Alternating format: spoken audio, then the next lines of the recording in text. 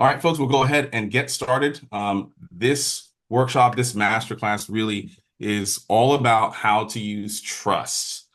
Not trust in you have to trust me, but trust is in the actual financial tool that a lot of people unfortunately don't understand how they work from a tax perspective. Legal perspective, a lot of people do when it comes to using living trusts and stuff like that. But we're going to talk about how this works from an asset protection standpoint, but also a tax standpoint. So this is a master class. We're going to be going over a lot of different things today. So buckle your seatbelts and make sure you have papers, things to write notes on, and we'll take it from there.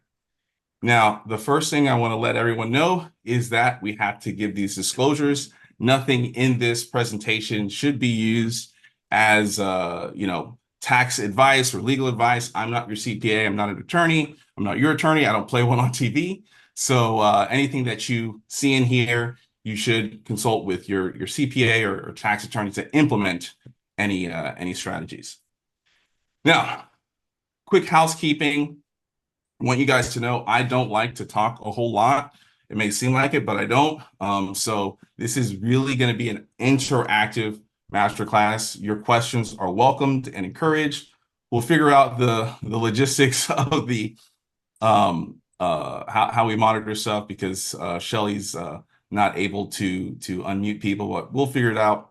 But if you have any questions, make sure you type those questions in the Q&A or raise your hand because we want you to kind of voice your experience and understanding of some of these things so that way we can all learn. I don't know everything. I don't claim to know everything, but I know a good amount when it comes to what we're going to be talking about today. So I'm going to be going over through a lot of information. My goal is not to confuse you or inundate you with stuff, but really to make sure that you guys leave with a better understanding of how trusts actually work. Take away the mysticism, take away the complexities, really make it simple. If you want to go into the weeds and go into the nitty gritty, we can talk about that later. Actually, that's kind of what we do as well. But really giving you guys a base level understanding of how you can use trusts to scale your business more tax efficiently. That's what this is about. The least amount of money that we can pay to Uncle Sam legally, it's more money for you to have in your business and grow your business more efficiently. So that's pretty much the extent of what I'm going to be covering. Taxes are boring, so I don't want you to fall asleep, but hopefully you're okay with learning how to keep and control more of your own money. So that being said, I want to introduce you to part of the team. We have a lot of other people in the background, but I'm Stefan Bellholm. For those of you guys that don't know me, I'm a tax strategist, registered tax planner. My wife, who is Michelle, she's also my business partner in life, all those good things. She's on the call as well. She's kind of in the background. She's a COO. She handles a lot of logistics. She's a tax strategist as well, knows a lot of stuff, and she can help you as well. And so what we do here at Prudent Wealth Strategies is we have a whole team of forensic CPAs, tax attorneys, specialists, bookkeepers, all over the country that we work with to help business owners, investors, and also tax firms. So we work with a lot of CPA firms, a lot of tax firms to help their clients nationwide and also internationally, because a lot of tax structures that we work with internationally that can help clients as well. And we focus on specialized tax structures. And what I mean by that are things like special purpose vehicles, charitable trust, philanthropic LLCs, reinsurance companies. I'm going to stop and take a pause and ask anyone out there to raise their hand if you're familiar with any of these strategies or if you've used any of these strategies before in the past. So anyone has their hand raised? You see anyone's hand raised, Michelle? Okay, there's a few people. Yes. Michael, okay. Michael, do you have some experience with this stuff? I think we talked. Did we talk already? Are you muted? Yes. Okay, I was able to unmute Michael now, so Okay, working perfect. again. Good. Cool. Yeah, yes, we did speak last week. And yes, I'm familiar with some of these, not 100%, but I am familiar with some of these. Have I used them? No, I Okay. haven't. All right, cool. Well, we're gonna drill in deep. That's really what this master class is about. into really a lot about how these tax structures work and really how they're going to benefit you guys. So that's really what this is about. Now, the main thing I want you guys to understand is when you work with us, we're trying to not change a whole lot. So you don't have to, fire your CPA, fire your money manager, fire your financial advisor. We're not trying to interrupt or change any business relationships that you have. We're actually trying to enhance them by showing you how to be more tax efficient. So, when it comes to using these tax structures, it's really the difference between expensing versus making taxable distributions like you typically would do with an LLC or whatnot. We'll go into kind of how that works. But again, we want to, be a part of your team. We want to add on to what you're already doing. We don't want to change a whole lot of things unless you really don't like who you're working with. We do get people sometimes that say, hate my CPA, I hate my whatever. I want to change. I want to see what you guys are doing. If that's the case, we can have that conversation. But our goal is to really enhance with who you're working with already.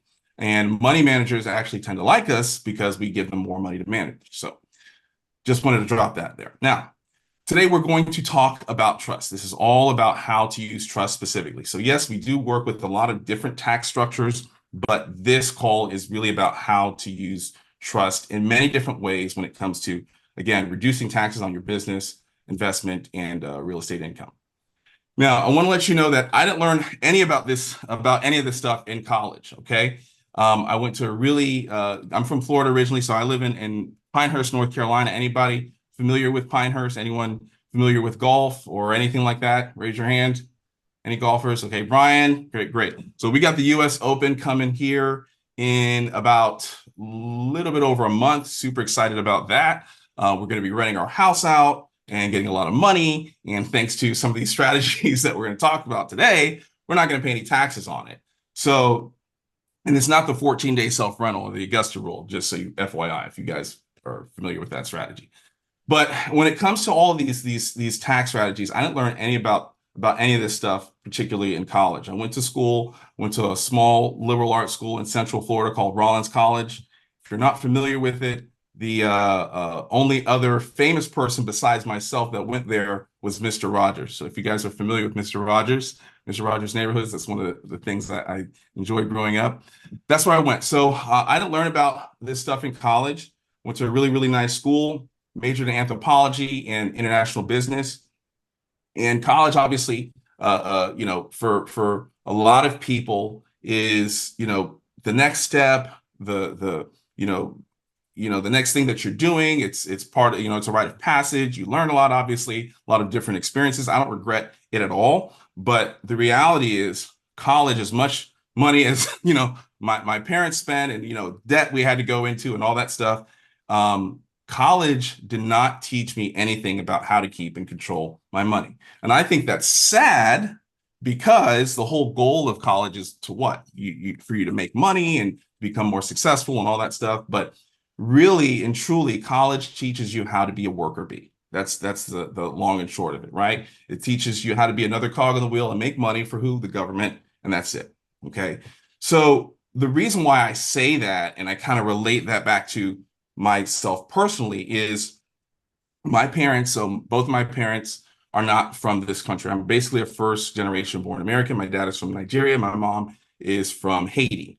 And when my mom came here, when my grandmother and grandfather, may his memory be a blessing, came here, they didn't have a whole lot, but they managed to work their butts off and put things together and actually purchase real estate in New York, because that's where everybody goes when they're from the islands or from other countries. It's usually New York's the first destination, and then maybe LA or Texas or Florida, Miami, which is where I was raised. So that was like, my whole family experience of coming here and learning how to, I guess, achieve the American dream. And my grandfather was able to purchase real estate again in Brooklyn, New York. And this is the place. You can go and Google this, 585 Park Place in Brooklyn, New York. It was a 6-unit apartment. Now, what I want to relate to this and go into whole depths about the history of this, but the reality is, for reasons that I won't go into detail in this call, this property is no longer in my family. but it could have if my family understood and knew about some of these strategies I'm going to go over to you today. And the thing that makes this very upsetting for me is because, a lot of these strategies, this is all about creating and growing and keeping generational wealth. And that is, I want to cry on this call, but that's so important for me. And that's really what drives why I do what I do for my kids. And, I'm really thinking about the future and when I'm not here, which a lot of people unfortunately don't think about. They just think about the here and now. Okay. But this property actually sold 2017 for $5.2 million. And I don't know about you, but where I'm from, that's a lot of money.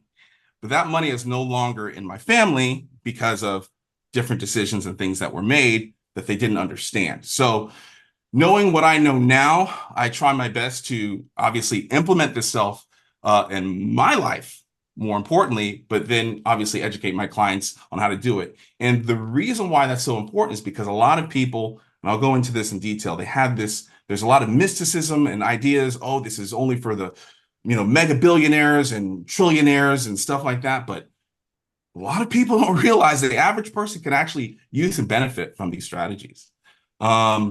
I see Tanya has her hand raised. I will let you speak, Tanya. You're unmuted, Tanya, if you want to speak. She's still muted. Hold No. on, now she's unmuted. No, I'm unmuted. But no, I had my hand raised because you asked a question. I guess I just never took it down. Okay, sorry. I'm sorry. Right. All right, no problem. Sorry about that. So, No problem. Mhm. all right, Jerome perfect. has his hand raised. Okay, Jerome. Jerome, Hey, Jerome. hold on. I'm trying to unmute him. Okay. And when I click on it, nothing's happening. This is par for the course. Should have been more Okay. knowledge. It happens. Hold on. Can you unmute yourself, Jerome? I think he's okay to talk. Maybe he doesn't want to talk. Maybe put it on. Well, if you have a question. He's unmuted. Oh, Yes, yes. Hello. Yes, I was kind of concerned because planning for generational wealth, there's a lot of uncertainty in the world. So I'm kind of familiar with bad times and good times. So you gotta, how to protect yourself. So that's what I'm interested in. Good material. Good. Well, we're going to drill into a lot of that stuff in detail. So you really like this. But, I really, again, I'm starting from a personal standpoint. Everyone has a different story of why they're here, why they're doing what they're doing in their business, in their investments, in their real estate, whatever. But this is kind of where I start. So that being said, the agenda is really, we're going to go over how trust can actually reduce taxes for your business, real estate, investment income. We're going to talk about using trust to pay for certain lifestyle expenses. This is we're going to go over the trust fund baby concept. So things like healthcare expenses, mortgages, education, things like that. Also, a lot of you may have active businesses. You may, we deal a lot with physicians and contractors and stuff like that. And typically you've been taught to use, either an LLC or an S Corp or a C Corp. So we're going to talk about LLCs. We're going to talk about living trusts and really why those aren't so good for either your real estate or your business ventures and things like that. We're going to go over 4 different trust structures. And then we're going to talk about how to actually set up a trust in the next 30 days or less through our program. So we'll go get into that. Now, I want to kind of preface this by letting you know that, even though this stuff isn't, you don't have to be a super gazillionaire or billionaire or anything, these things aren't for everyone. I'm not going to sit here and pretend like they are. Okay. So as we go through a lot of this stuff, just, kind of understand in your mind, hey, maybe this doesn't work for me. And if that's so, and if that's the case, that's okay. No hard feelings whatsoever. But these types of things are not for everybody. Now, one of the questions that I get all the time is, why doesn't my CPA or accountant know all of this stuff? And the reality is they probably do. Okay. CPAs have to go through, different types of training, CEs and stuff like that.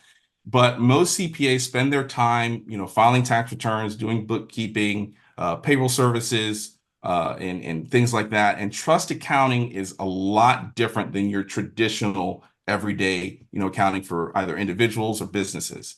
And most accountants really don't have the time or the bandwidth to do this type of work on a day-to-day basis, because you're doing personal returns and you're doing extensions and and business returns and all that stuff. And it's very time consuming. Again, my dad's an accountant for 30 something years, and I know how they operate. You're pretty much, dead in the water for about 5-6 months out of the year. Okay. The tax code is also very complex, right? There's 17,000 pages of code, different chapters and subsections and this and that, and no one knows the entire tax code. I don't care how smart they are. They usually have, you see the big wirehouses like PricewaterhouseCoopers or KPMG. They have different thousands of people, hundreds of people, and each of them specialize in different parts of the tax code. So, it's not that your CPA or accountant is incapable of this type of stuff. It's just that they don't specialize in it. And so the difference between what we do and what your typical accountant does is that most CPAs are going to put, all your information in the software, add your deductions, say you're doing this, you're doing that. And then, hey, this is how much you owe. It's how much you need to pay the IRS and have a nice day. What we do is completely different. So we're sitting down and showing you specifically how to pay less to the IRS, no matter how much you earn.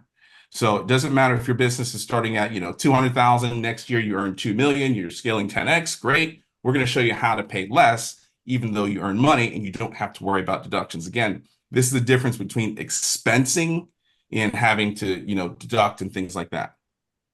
So the difference between kind of what we do and what CPAs do is most CPAs are focused on the tax preparation. Hey, let me see your books. Let me see, the deductions. We're going to go through the filing, all that stuff at the end of the year. That's a very reactive thing.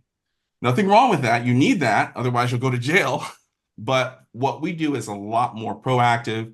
We're looking ahead. We're working with our clients really like January. I mean, it's crazy how the year's already flown by. It's already, almost May. We're almost done with Q2. We're heading into Q3.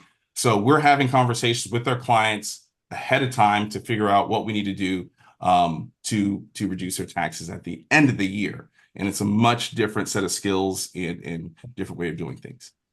Now, there's a big difference between tax avoidance and tax evasion.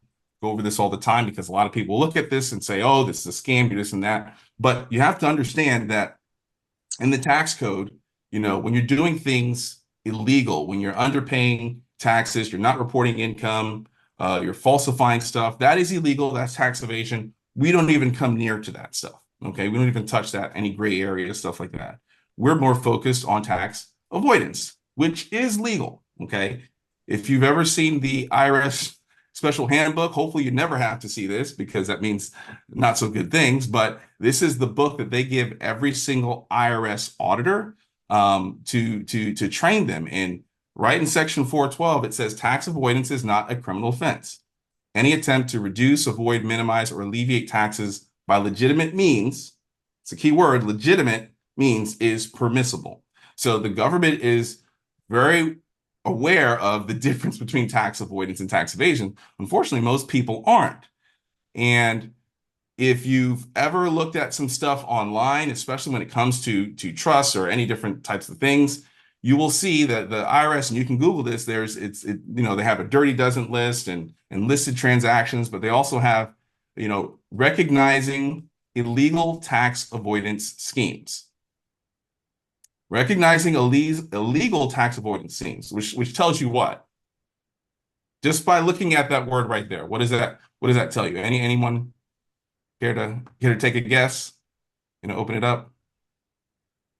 See, Tanya has her hand raised. Mhm. You want to talk, Tanya? Can you unmute her, Shelley? She's unmuted. Okay. Oh, okay. Well, like I said, I guess my hands are staying raised. Let me Okay. see. Okay, yeah. So, all right, yeah, yeah. you have to drop your Gotcha. at the Gotcha. bottom. You just have to drop your hand if you don't want it to be raised. Mm-hmm. Okay. So, But- did you want to talk or not? Well, the question was Yeah. about the tax avoidance schemes and Yeah, everything. it says recognizing illegal tax avoidance schemes. So, what does that tell you right there? Well, it sounds like that's illegal, but somehow that there's something that was not done properly. Exactly. So, the fact that it says illegal tax avoidance schemes tells you that there's legal ways to avoid tax. Mm-hmm. That makes sense? Yep. So tax avoidance is a legal thing the government realizes and recognizes. Again, it's about how you do things, who you're working with, and all that stuff. All right. So this is a quote by Billings Learned Hand. He's probably one of the most profound Court of Appeals judges. You can Google him. He's got a lot of cool quotes, but one of his most famous quotes that I like is, in America, there are two tax systems, one for the informed and one for the uninformed, and both are legal. So that tells you, again, going back to the whole tax avoidance and tax evasion things, that there's legal ways to do things, but if you're not informed, if you don't know how to take advantage of them, you're going to be paying more than you need to. And so this is one of the reasons why 93% of small businesses overpay on their taxes. It's just that simple. I've seen it day in and day out for the past, 8-10 years. The average small business owner has an effective tax rate on the federal side of about 20%. That's not even counting state taxes.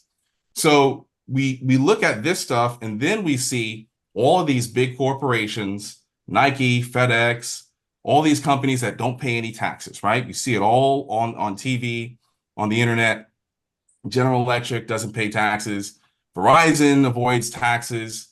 Amazon doesn't pay taxes, right? And everyone's got an Amazon cart they're shopping at every week. But, these companies aren't paying taxes. They're doing it legally because they're using the tax code to take advantage. They're taking advantage of some of these tax structures. Warren Buffett, he's always said, hey, he's paying less than his, lower tax rate than his secretary. So these things aren't new to people. They're not uncommon, but it's just, how do I figure out, how do I do these things? So I'm going to pose this question to everybody. Why do you think most business owners pay more in taxes than billionaires and corporations? Why do you think that is? Any guesses? Raise your hand. See, Jerome has his hand raised. Molly has her hand raised. You want to unmute them?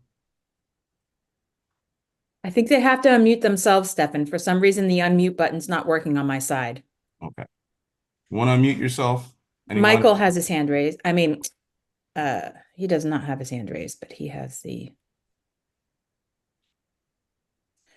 Jerome. I have mine raised. Can you hear me?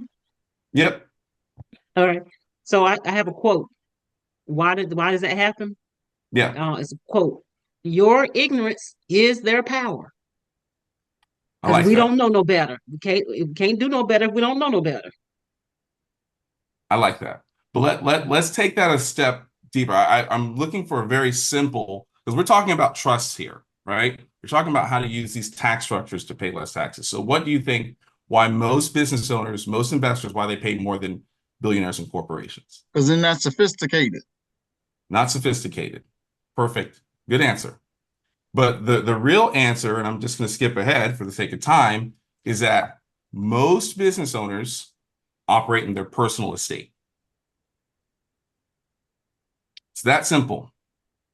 The tax code is not complicated if you understand the very basics. You don't have to go to tax school and understand this and that. You just have to understand one thing, and that one thing is that the government only taxes income. A majority of people get income in their personal estate, right? You get a W-2 check, you get a 1099 check from your commissions, it comes to you, it goes in your bank account. Guess what? The government can tax it. So when you're operating in your personal estate, right? When you're getting money from an LLC, right? It's 1099 if you're a single member LLC. If you're getting money from an S Corp, right? You have to pay yourself a W-2 wage and a K-1 distribution, right? You might want to take that out. That's going into your personal estate. C Corp, same thing. Partnership, same thing. So all that money is going into your personal estate, and guess where it's filed? On your 1040 individual income tax return. That's why you're paying taxes. So the reason why people don't know how to use a tax code isn't, yes, they're sophisticated, you don't know what you don't know, but the simplest thing that I think most people understand is that if you don't have income, the government can't tax you, or the least amount of income that you report on your individual taxes, the less taxes that you pay. It's just that simple. But everybody, doesn't matter how smart they are or how many business coaches they have or CPAs or whatever, they're telling them to set up these tax structures, but all the tax structures send the money to their personal estate, which is fully taxable, right, at the highest rate. So I really want you guys to get in the mindset of understanding how the tax system works, and it's really not that complicated. The government can only tax income. If you don't have income, it's not taxable. So if you take $100,000 from a credit card, right? That's a loan. That's not taxable. That's not considered income. You're gonna have to pay it back and pay with interest, but that's money that's not taxed, right? People understand this when they understand leverage and taking out, home equity lines of credit and things like that, but they don't understand different ways to use it. Government makes their money off of taxes. That's just how it works. Individual taxes, FICA taxes, that's how the government makes most of its money. So when people say, oh, all we have to do is, raise a corporate rate and do this and do that, there's not enough corporations. There's more individual people, worker bees, people that work jobs and are small business owners out there than there are corporations. Okay, majority of the businesses out there are small businesses, period. I think it's like 30 million of them.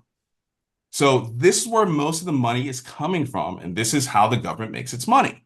But most people, you talked about ignorance, yeah, they don't understand the simplicity of how the tax code works, and that's why they're giving all this money to government. So when we talk about taxes, it's people don't realize the effect that how they're investing, whether it's in real estate or in their business or LLCs or different funds and stuff like that, how the effect of taxes has on what you can actually take home. Because it's not about how much you make, it's how much you keep.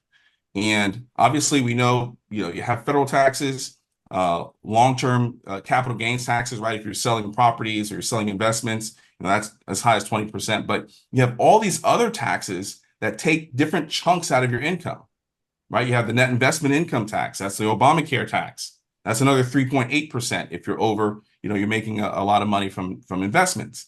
If you have real estate and you've depreciated it, a lot of people like depreciation. Oh, I'm going to buy 10 rental properties and depreciate the heck out of them.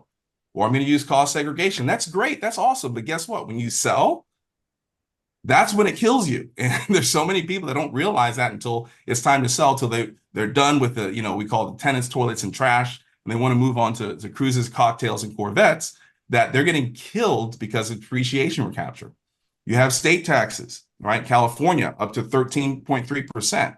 And LA has an extra mansion tax that they just instituted. There's a lot of other places that are doing it. Mortgage over debt. If you have mortgage over how much your basis is, what you bought a property for, that's an extra 40%. Your QBI deduction, that was a new thing with the Tax Cuts and Jobs Act. You can lose that. That's a 20% deduction that you're losing because your income is so high. If you're over 65, guess what? You have all these incomes coming in from your rental properties and your 401ks and IRAs and things like that. You're going to have your Social Security check tax. Probably didn't think that was going to happen because Social Security is supposed to be tax-free, right? You have taxes on Medicare. You're going to pay more for Medicare. All these different things that people don't realize until the event actually happens, until they're taking income in or selling their assets or whatnot. And the more you make, the more they take. It's just that simple. But again, the wealthy people understand how to use these things, and the more they make, the less they take. So it's like, how do you understand that? And again, it's because they're operating in their personal estate. On top of that, we have all these different things that the government is trying to inch forward, right? Biden's looking at, hey, you make over this, we're going to, take more tax, make you pay more. The Inflation Reduction Act, right? I don't know about you, but the Inflation Reduction Act hasn't reduced any inflation. I got no shame in my game. I shop at Walmart. I'm a Walmart shopper, and I've always been like that. But now I see a lot of my my neighbors and contemporaries that have Teslas and Jaguars and stuff. They're Walmart shoppers now. So everything is just getting more expensive. The cost of everything is going up. Taxes aren't going down, but the government is making us pay on the back end. Capital gains, most people don't realize.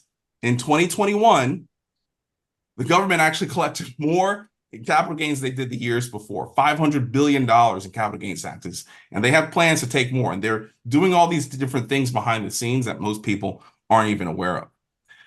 Now, when it comes to reducing taxes, I'm going to take a little break here. most of you guys, I'm pretty sure you've been in business for some time. You've weathered through, the beginning stages of being an entrepreneur or whatnot.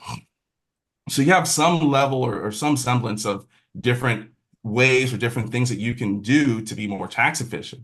So some people will, hey, let's go buy another vehicle or equipment, or let's hire our kids. This is one thing that I see all the time, that people just don't know what's going on. They're hiring their kids and they're paying their kids this money. 14-day self-rental, depreciation.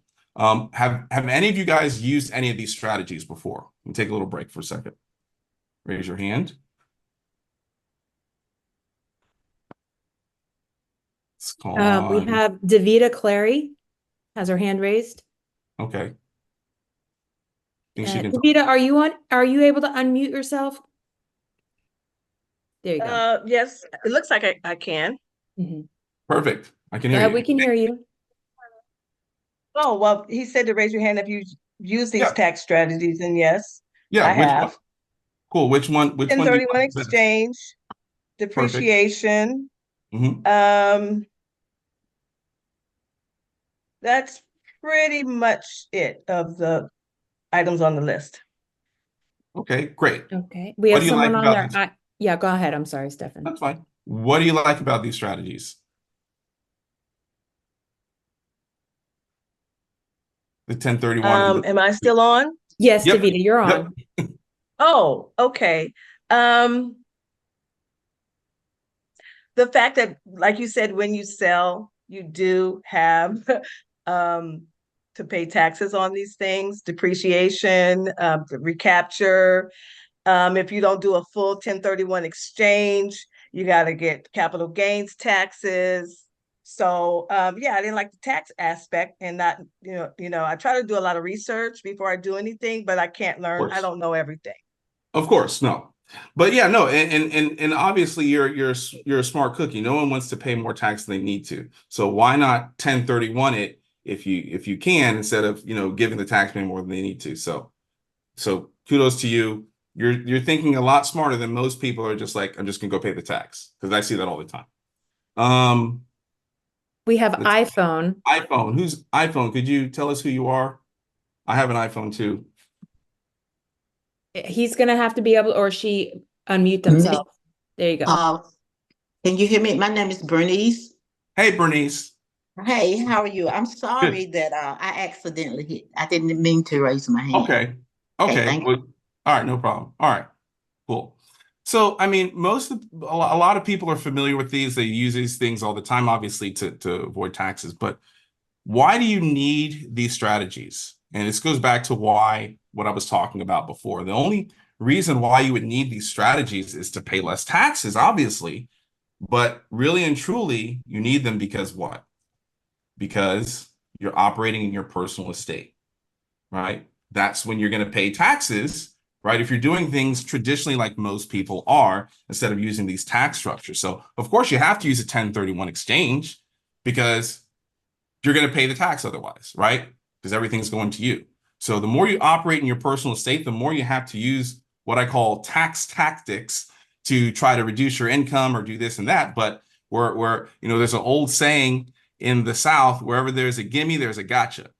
And so what happens is there's a gotcha on the other end that most people don't realize until, again, they sell or they're getting too much income in, things of that nature. So let's talk about trust. Let's talk about trust, baby. Let's talk about you and me. I'm just that's all this you're going to get out of me today. But let's talk about trust, because this is something that I think a lot of people are they're mentally and just psychologically, they just think it's just way out there. It's outer space.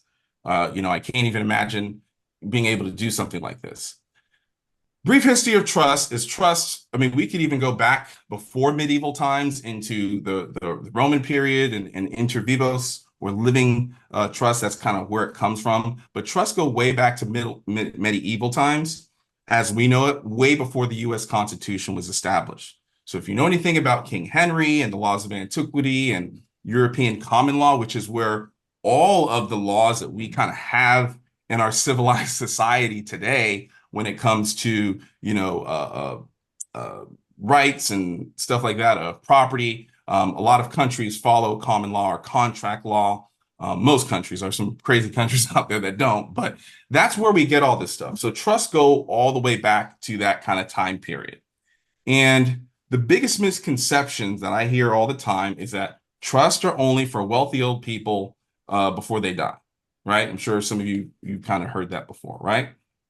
Well, this kind of squashes that myth, because the last time I checked, AT&T wasn't an old person or an old company, but they're run by wealthy people. And AT&T has used a strategy called a reverse Morris trust, if you can see right there, to avoid billions of dollars in taxes on a $43 billion transaction, no taxes on the gain. Okay.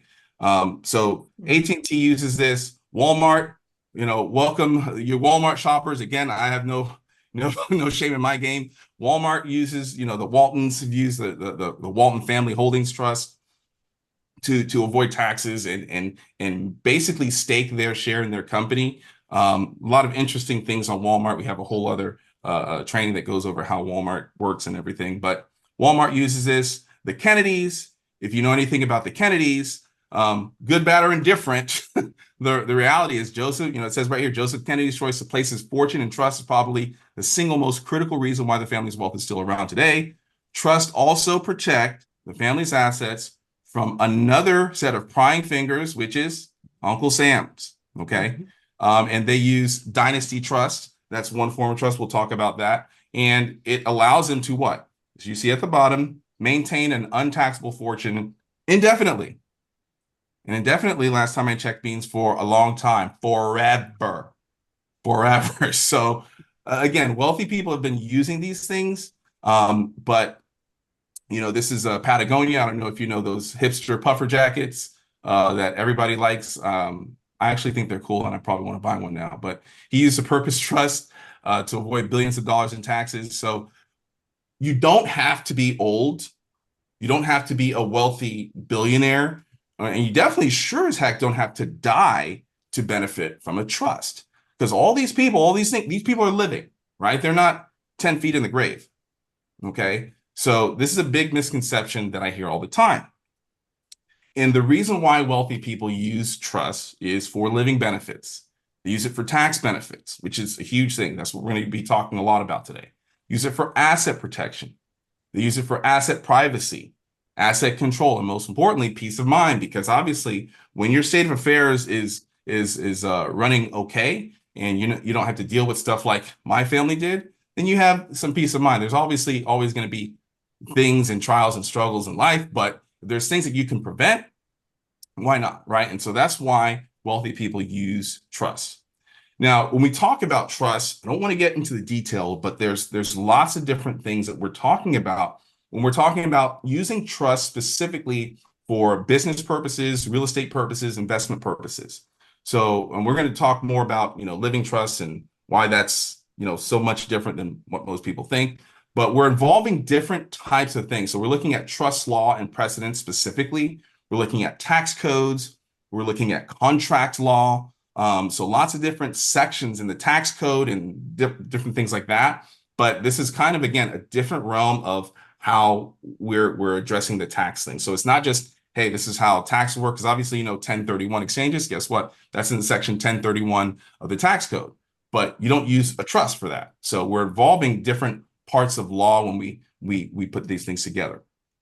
So what is a trust? And again, I'm just trying to paint a picture from a very basic 30,000-foot view. I don't want to get too in depth on this call. This is the master class, and I really want you guys to not go to sleep and really have a meaningful understanding of how this stuff works, and most importantly, how to implement it. So what is a trust? A trust, Black's Law Dictionary, defines a trust as simply an equitable or beneficial right or title, that's the key thing, title to land or property held by one party for the benefit of another.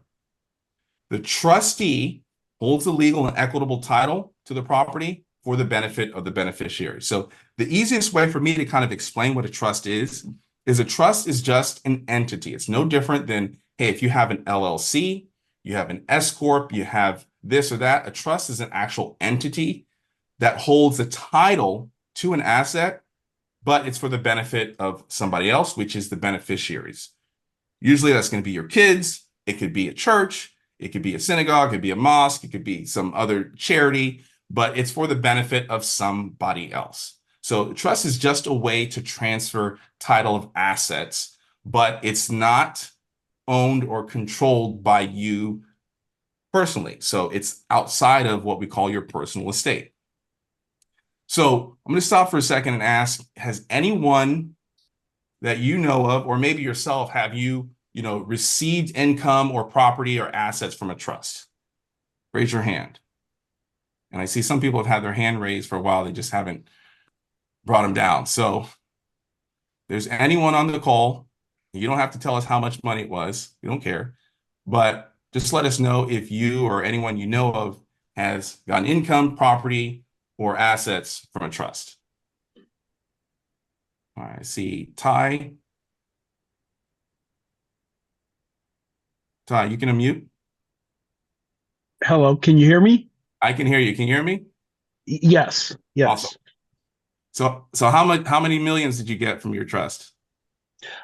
I'm talking on behalf of family members Okay. that received stuff from a trust, and through that process, I learned that you almost never want heirs to get money from a trust. They should use the assets from a trust, but you don't want them to get a distribution because they could. It's kind of interesting. Some people all of a sudden found love with strippers and then lost the money, kind of thing. Yeah, that tends to happen. So unfortunately, but yeah, no. So yeah, you're absolutely. You kind of hit the hammer on the nail on some things we're going to be addressing throughout this masterclass. But yeah, you can take a distribution from trusts, and some people are more or less prudent than others when it comes to financial decisions, and that's when it sucks for not only that person, because that's obviously a sad sort of set of circumstances, but it sucks even more for the next generation, right? Which they're not even thinking about in the back of their mind. But that's going to happen, right? We're only going to be here for so long, and I'll talk about that later. But yeah, so I am very interested in your thoughts on spendthrift provisions and how do you like you said, like you're operating through a trust. So Yep. I'm interested in like you're operating businesses or your holding company that's owned by a trust as opposed to you owning it individually. Yep. Perfect. Cool. So yeah, we'll definitely be talking about that. Now, and every time we do one of these calls, I usually get, sometimes I think one call we had like 5 people like, oh yeah, my aunt gave me $1 million, this and that, like showed her face and everything. It's all good. But most people, they feel like, okay, that there's those one-off chances and things like that. Those are rarities where you have someone that inherits money from a trust. But here's the thing. Most of you guys have or know someone who's gotten money from the trust because you know of what?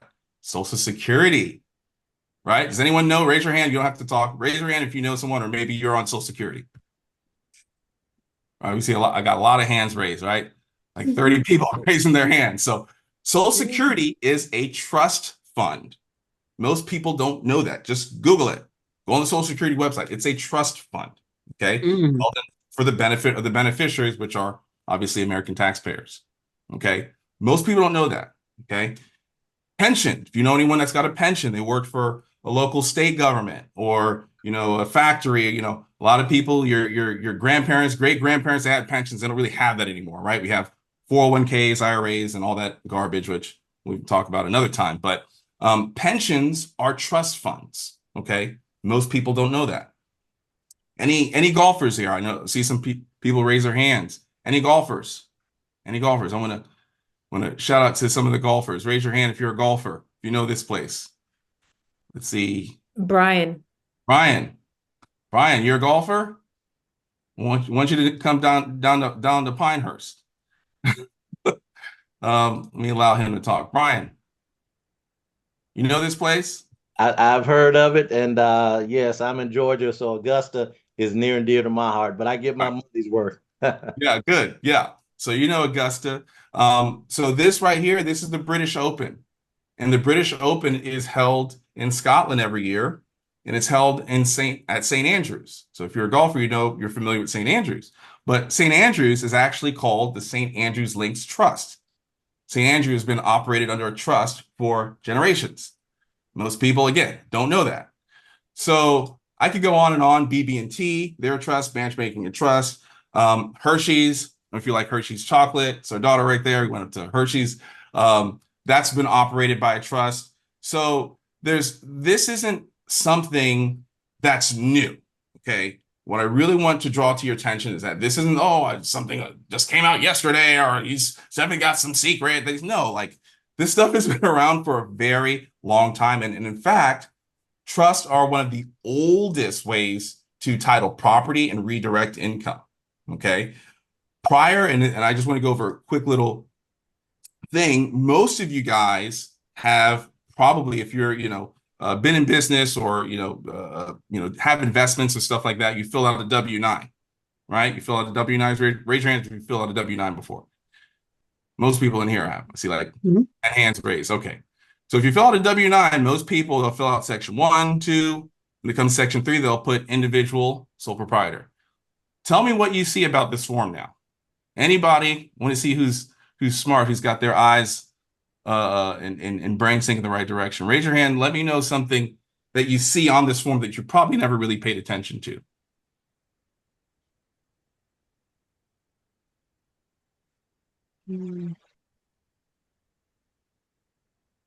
Michael? Yeah, I'm here. I see the trust and estate section all the way on the There you right. go, right there. Trust and estate. So that's an option that people have when they're filling out a W-9.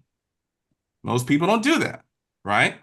The reason why it's there, and you can just go Google or download a W-9 form, you can read the instructions, all that stuff, but this is a way to redirect income. So again, this is not anything new. So brief history of entities is S Corp was only created, 60 years ago-ish, right? 1958 it was created.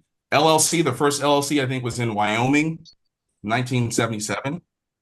So prior to all of this, how do people run their businesses? Well, they either did it by themselves, right? Or they had a corporation, or they used trust. So I really want you to understand that, again, this is not something new. This is something that's kind of been right under your nose, but now we're going to talk about how to actually implement and use this in your guys' lives. So now, does anyone here have an LLC or an S Corp?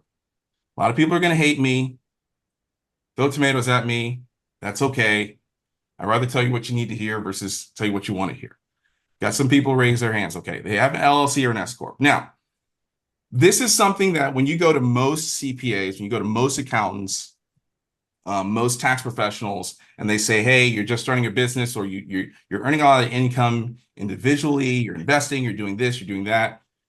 You need to change things if you want to, start paying less taxes, because obviously with an LLC, you're getting killed if you're a single member because you're paying, self-employment taxes, right?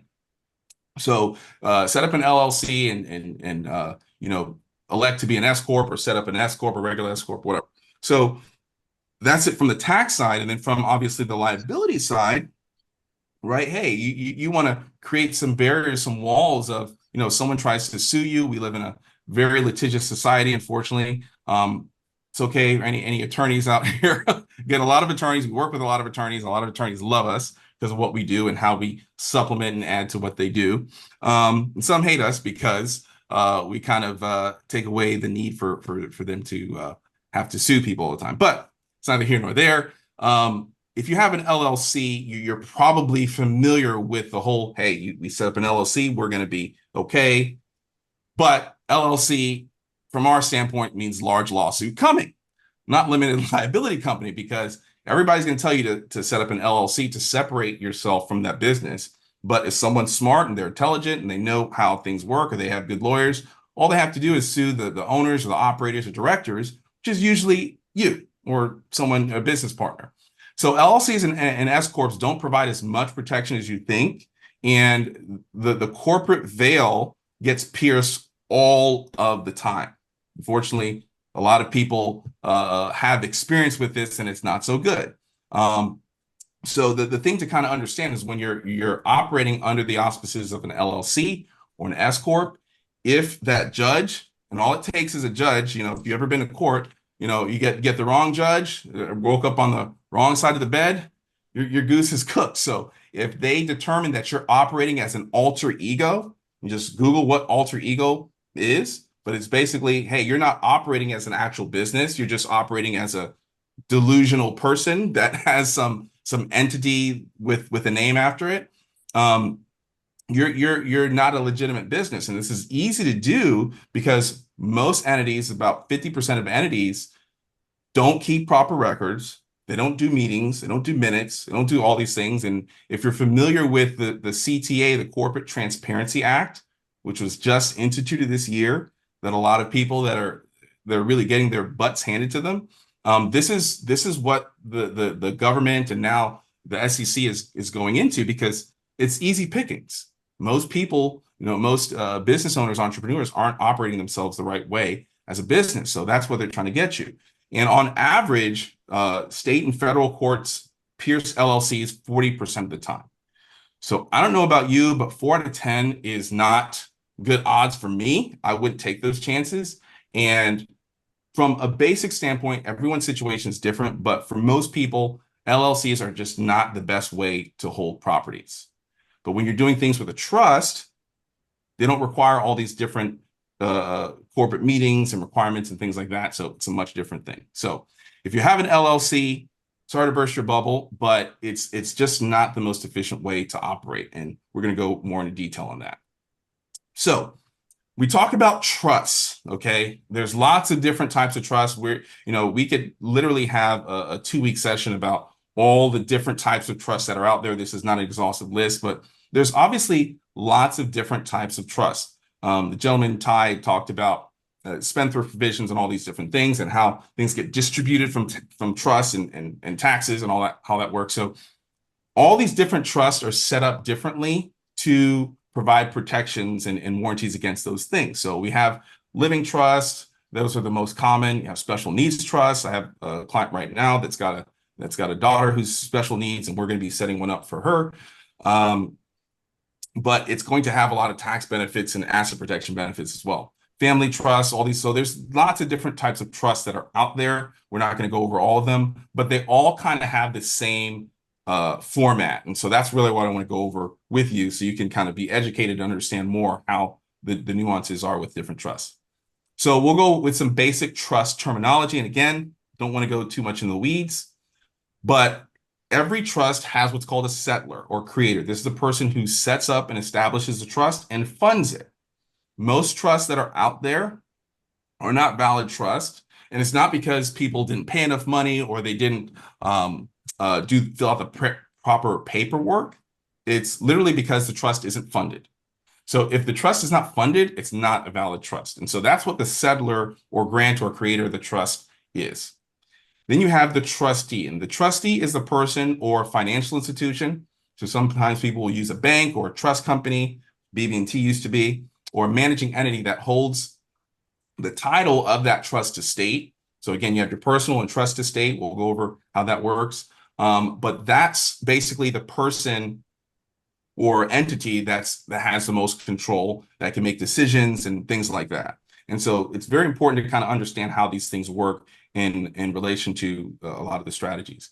And then ultimately you have the beneficiaries. And at the end of the day, that's what the trust is meant to do, right? It's meant to carry those income or property or assets to the beneficiary, which is the person who benefits from the trust, and they have beneficial interest in the trust. They don't have equitable title until that person passes away, depending on how that person set up their trust. So those are basically the three parties to the trust.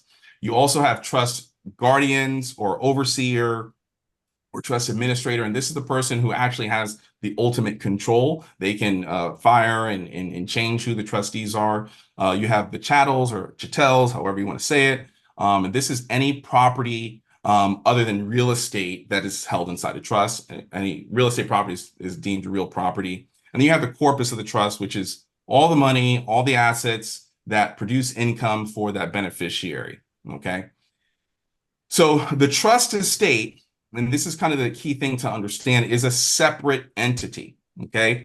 The trust estate, when you take assets from your personal estate and you put them into the trust estate, it becomes essentially property of that trust estate or the corpus of that trust. And again, that entity has its own separate set of books. It has its own bank account. It files its own taxes if it's a taxable trust. We'll talk about how that works. So it's literally a separate entity from from a tax purposes. So it's like another individual. Okay. And the reason why that's important is because this is why, a lot of wealthy people, why they have trusts, is because, okay, if I put my assets in here, it's out of my personal estate. If someone tries to sue me, right? Again, we live in a very litigious society. Someone tries to sue me or take money from me or whatever, I'm not going to have as much assets or very little or no assets in my personal estate. It's going to be in my trust estate. If the trust estate is set up the right way, it's going to be very hard to get a turnover order or a charging order or anything from a judge for them to collect money, because those assets are not for you. It's for the benefit of the beneficiaries, which is usually somebody else, right? Your kids, grandkids, whatever. There are limited exceptions. There's been some precedents with people trying to evade child support and things like that, where courts can pierce through a trust, but it's very few, far in between. Even the IRS can't get through a trust if it's set up the right way. Now, there's 3 legal certainties or 3 things that need to be done from a legal standpoint to make a trust a valid trust. And the first one is intention. So if I'm the settlor and I'm setting up a trust, I have to basically intend on creating the trust on my own volition. I can't have a gun to my head. I can't be part of agreement. I'm saying, hey, I'm setting up a trust. Okay. So that's number 1. Number 2 is there has to be a subject matter. So there has to be a clear idea of which assets go into the trust. So if I have baseball cards, and I'm working with a guy right now that actually has a very extensive Cal Ripken and Ken Griffey Jr. collection, it's like millions of dollars. He can't say, hey, I'm going to put my baseball cards into the trust. Okay, which baseball cards, right? We have to be specific as to what assets, how they're titled, which ones are going into the trust. And then you have objects, which is, we need to be clear who the beneficiaries are. We can't just say, hey, I'm going to have the beneficiary be my niece. Okay, which niece? What's her name? What's her address? Social security number, all that stuff. We need to know who the exact person is that's going to benefit. So those are the 3 things, just from a 30,000-foot view, that need to be set up in order to make this legal and a valid trust. So a trust, again, just to make it simple, 30,000-foot view. Again, the grantor, that's one who establishes the trust on the far left, bottom left corner. They establish and, again, funds the trust. If they don't fund the trust, it's not a valid trust. The trustee is the person that has the ultimate control, but technically it's the trust administrator or overseer who has the ultimate control of that trustee. And again, sometimes people will use a bank or they use a fiduciary. You don't have to do that. There's some considerations to be had with that, because, hey, if you have someone else that's controlling your stuff, they could, make changes, kick you out, whatever. And then you have the beneficiaries who benefit from the trust estate. So I'm going to stop right there, and because I went over a lot. So any questions so far about anything? Need me to review anything, or you're not quite sure about something? Raise your hand. We have one question about asking for if a recording will be given. Yes, all the attendees that are on, you'll get a recording for this, for sure. But you want to stay on. Don't leave and go mow your lawn, because I'm sure something's going to come up that you're going to have questions about. So, Davida, go ahead and unmute yourself. There you go. Great. Hi, I do have a question. Mhm. So if you already have a business that's an LLC, Mhm. how can you convert it over to a trust? Well, I'm not sure if you're going to go over that or not. So I am. but that's Perfect. my question. Yes, we'll go over that, and you're not going to convert it to a trust. We'll talk about what your options are, but yes. So cool. All right, perfect. So I think everyone here is clear on, Will. I have one quick question. So when you set this up, when you say fund the trust, Mhm. what exactly does it mean? Does that mean setting up a checking account? What is Yeah. fund So the trust? yeah, so you have to have a bank account. So trusts usually have to it depends the type of trust it is, but usually when we say fund, it typically means that there needs to be assets inside the trust. So we just can't have a blank trust. We need to be putting, real estate or some investments or something in it. But yeah, if you have the type of trust that we're going to talk about, yeah, there's going to be a trust bank account and all that stuff. But funding just means you're putting assets inside the trust, because again, the trust is for the benefit of the beneficiaries. So if I just have a trust and there's nothing in it, the beneficiaries can't get anything. So, Okay. and a lot of people, they'll do that. They'll set up a trust. They'll pay thousands of dollars to an attorney, but it won't get funded. So they'll set up the title and all that stuff of the property, but it won't actually go into the trust. And the people, the beneficiaries, unfortunately, don't find that out until the person's passed away, and then they're stuck in a lot of deep doo-doo. But yeah, that's what we mean by funding. Just something has to be legally in the trust. Okay. Now, what does that kind of look like though when you say like in the trust? Is it just putting the real estate in the trust's name? So in the trust, but it has to be transferred in the trust. So depending on how the trust is set up, we're gonna either sell it, we're gonna grant it, gift it, whatever, but it has to be in what we call, from a legal standpoint, held in trust. Held in trust is the name. And the other legal term is for benefit of. So if you've ever seen on, bank statements, for some people that have bank, if you've seen anyone with bank statements, or you looked at real estate property, you can just Google on, your local county records. If you see FBO, that's for benefit of. That means it's been placed in the trust. And so every time you buy a piece of real estate, are you supposed to amend the trust that you have to add that new piece of property in there? Is that what you mean by trust? Yeah, the trust has to be transferred in there. We'll talk about that later. I don't want to take too much time, but it just has to legally be in the trust. So you're either, again, granting it or you're selling it over into the trust, logistically, legally. You can't just say, oh, I want to put this in the trust, and it's in the trust. It has to be done. There's got to be a bill of sale or deeded over or whatever. So, but William, I think he had a question. I did. Hey, Stefan. William here. I'm in Durham, so we're in the same neighborhood. Cool. And of course, I was in Special Forces down there, so I know Camp McCall very well. Cool. Awesome. Yeah. All right, so I know enough about trust to be dangerous. So when you file a 1041 on the trust state return, what I'd always heard is to avoid trust income because it's not tax favorable. That's so correct. you're going to get into that part about reversing that and making the income tax favorable as opposed to paying what the trust tax is, what's taxable for distributions on the trust, because otherwise it wouldn't be favorable. That's correct. Okay. And that's the difference. And I think someone else kind of alluded to that. I can't remember. I think it was Ty. The difference between distributions and expenses from the trust. So yeah, we're going to talk about that 1,000%. Good. Make it so. Thank you much. Love what you do. Good. No problem. You guys. Awesome. Yes. And go Duke.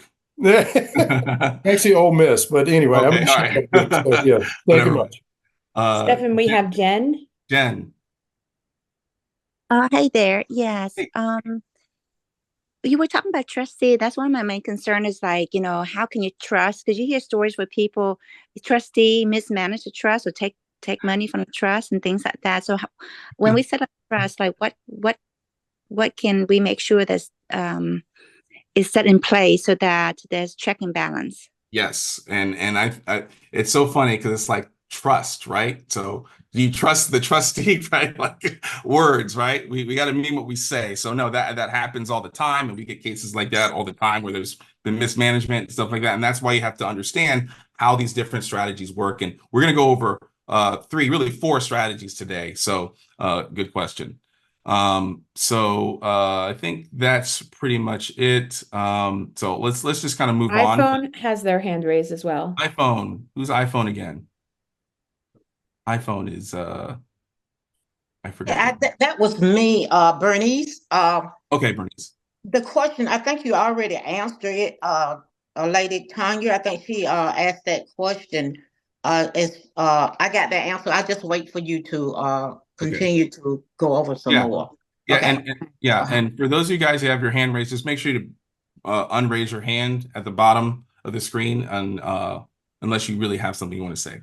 Again, we're slated for 90 minutes. This can take longer. I don't want it to be too much longer, but yeah. All right. So let's go into some of the nitty gritty with some of these things. So the first thing I'll say is a problem with 99% of the trusts that are out there is they're set up as living trusts. So if you know anything about living trust, revocable trust, grantor trust, these trusts use the simple tax code. When you look at a 1041 form, William was just alluding to that. So the 1041 form gives you different options on how to elect, just like you would with an LLC. And most of the trusts that are out there use what's called a simple code, which basically means that you're required to distribute income and assets. And the reason why this sucks is because trusts are taxed at a very highly unfavorable rate.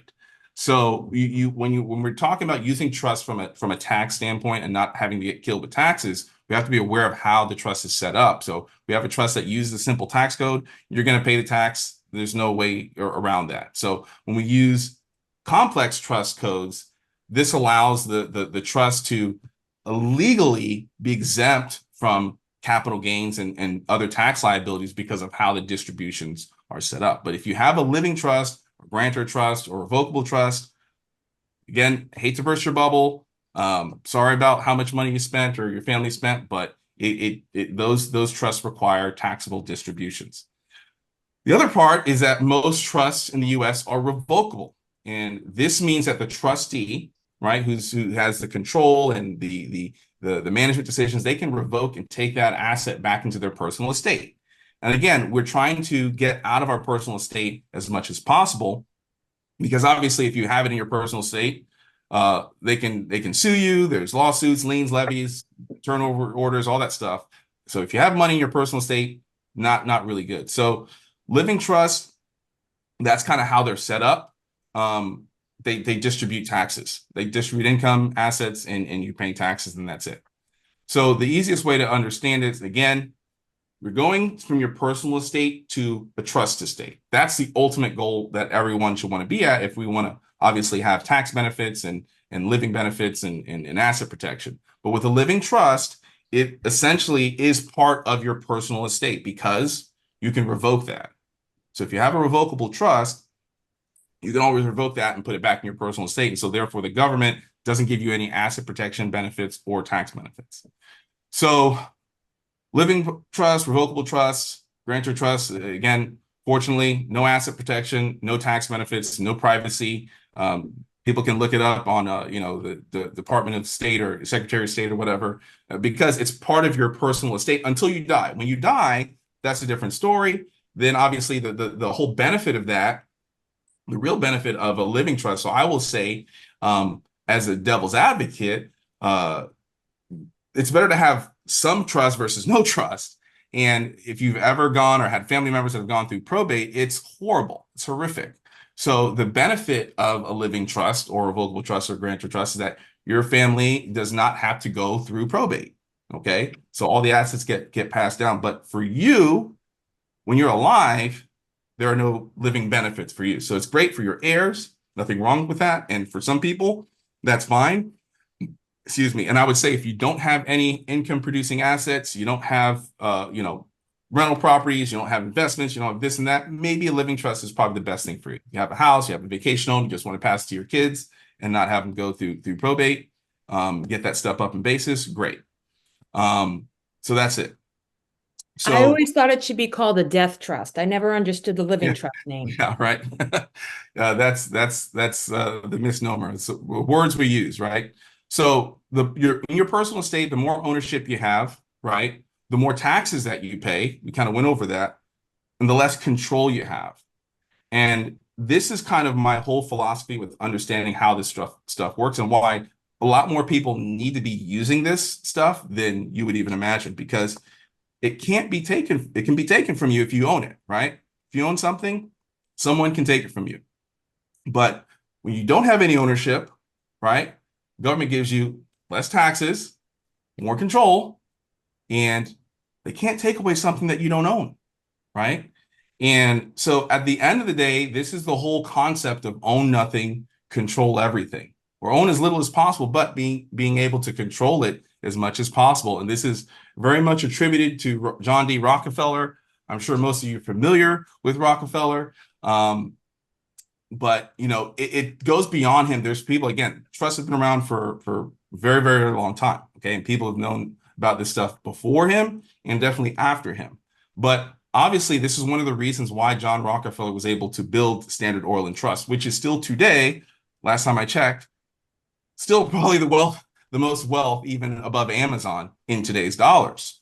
So there's a reason why this stuff exists and why people kind of think like this. And I think it takes a certain person to kind of understand how this stuff works, because if you want living benefits, tax benefits, privacy, control, peace of mind, all that stuff, you need to have the least amount of ownership. It's just that simple. You want to be operating as little in your personal estate as possible. And for me, you know, the way I kind of solidify this and understand this is, you know, wealthy people, if you talk to enough wealthy people, and I can't say that I know all the rich people in the world, but I've talked to enough millionaires and actually 2 billionaires. they're not my clients, but one of them is a really, really good friend of mine. But, you know, most people, you get to a point when you start making money, and I don't think you need to be a millionaire. You know, I know people are making good, you know, 6 figures that kind of understand that, you know, money doesn't really buy you happiness. It buys you a lot of good things, and it's better to have some money than no money.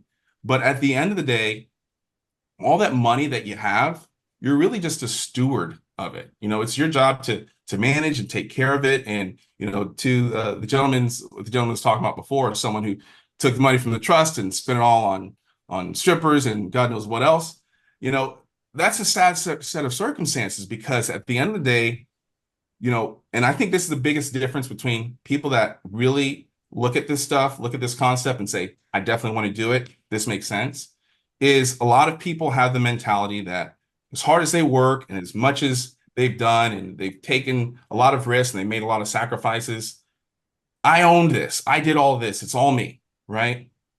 But wealthy people understand, they get to a point where their life where they understand that ownership is just an illusion. If you talk to enough wealthy people, they'll tell you, you know, all this money I've made, this and that, you know, no one's on their deathbed, you know, after they get cancer saying, oh, I wish I would have made $1 million more, right? What do they want? They want more time with their family. They want more time to enjoy the things that they do and love and people they're around. And so ownership and thinking that, you know, as hard as we work and as much as we put into things, we own things, is really just an illusion.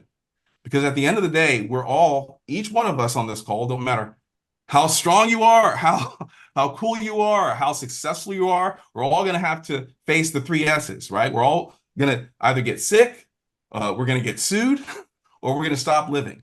All of us are going to have to deal with that at some point in time. It's tough to think about. A lot of people don't want to think about it, but it's just a reality.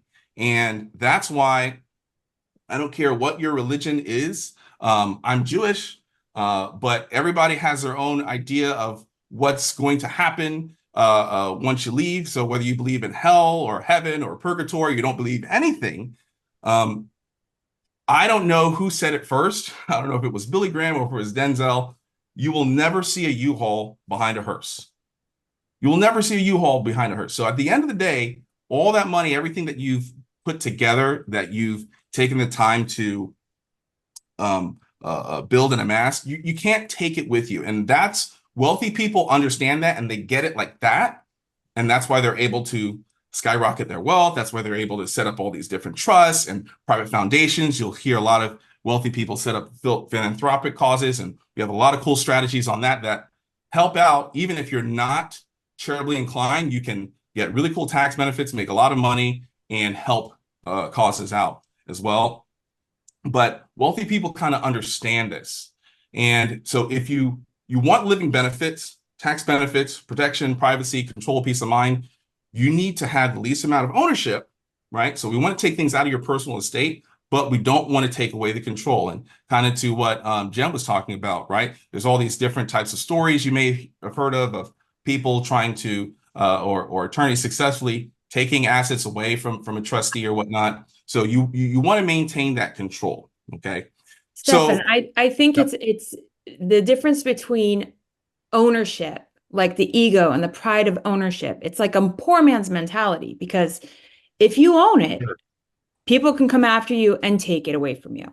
It's not But really if yours. you, in your personal estate, they can come after you and take it from you. It's not really yours. Yeah. It can be taken away. If it can be taken away, how much is yours?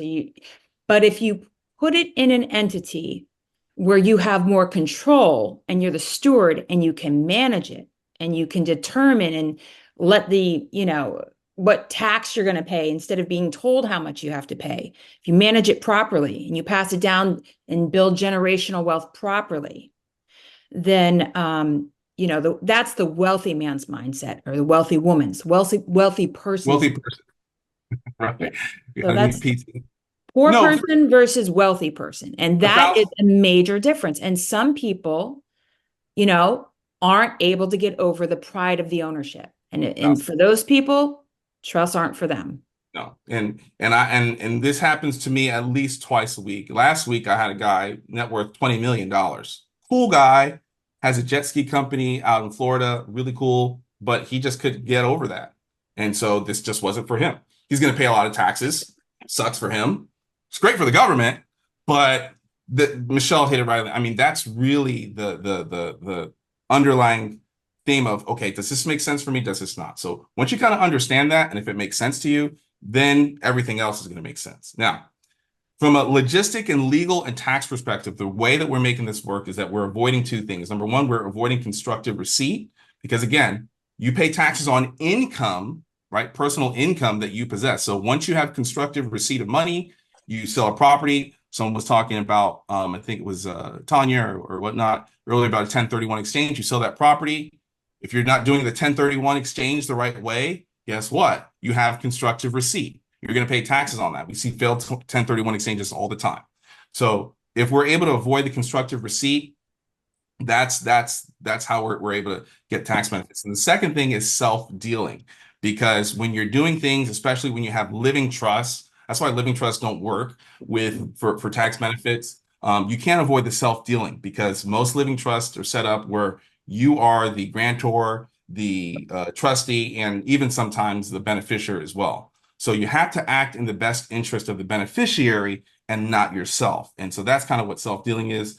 And so when we use the trust to reduce or defer taxes, the income or the capital gains are directed to the corpus of that trust. And again, the corpus is basically everything that the trust owns, right? Or that's held in trust, the bank account, the property, all that stuff that's in the trust. So it's held there, not your personal estate. So there's no constructive receipt.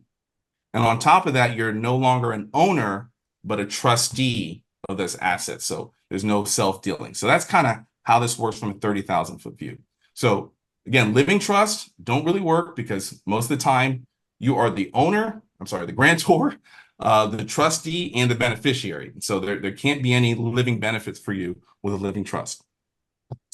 So let's talk about and get into these strategies. So we're going to start talking about first on how trusts can reduce capital gains taxes. And I can't remember if it was Tanya or Melissa or whoever was earlier that talked about 1031s. These strategies really take the need away from having to do 1031s, DSTs, all those different things. Now, I will preface this with helping you understand, first and foremost, that you have to establish the trust before you trigger the capital gain. Okay. And I can't stress this enough, because I talk to so many people, very smart people, even accountants that went to CPA school and this and that and work for PwC and this and that. They don't understand that you have to get these things set up before you actually sell that asset. Once you sell. So it's so important. We have a personal friend that came to us, just realized a huge capital gain. And unfortunately, there wasn't anything we could do for her because she did not have her trust set up prior. Yeah. So that's very, very, very important. So traditional strategies when it comes to capital gains. So for any of you guys that are selling real estate, or you have property or whatever, you're used to these different types of arrangements: installment sales, 1031 exchanges, UPREITs, DSTs, qualified opportunity zones, things like that.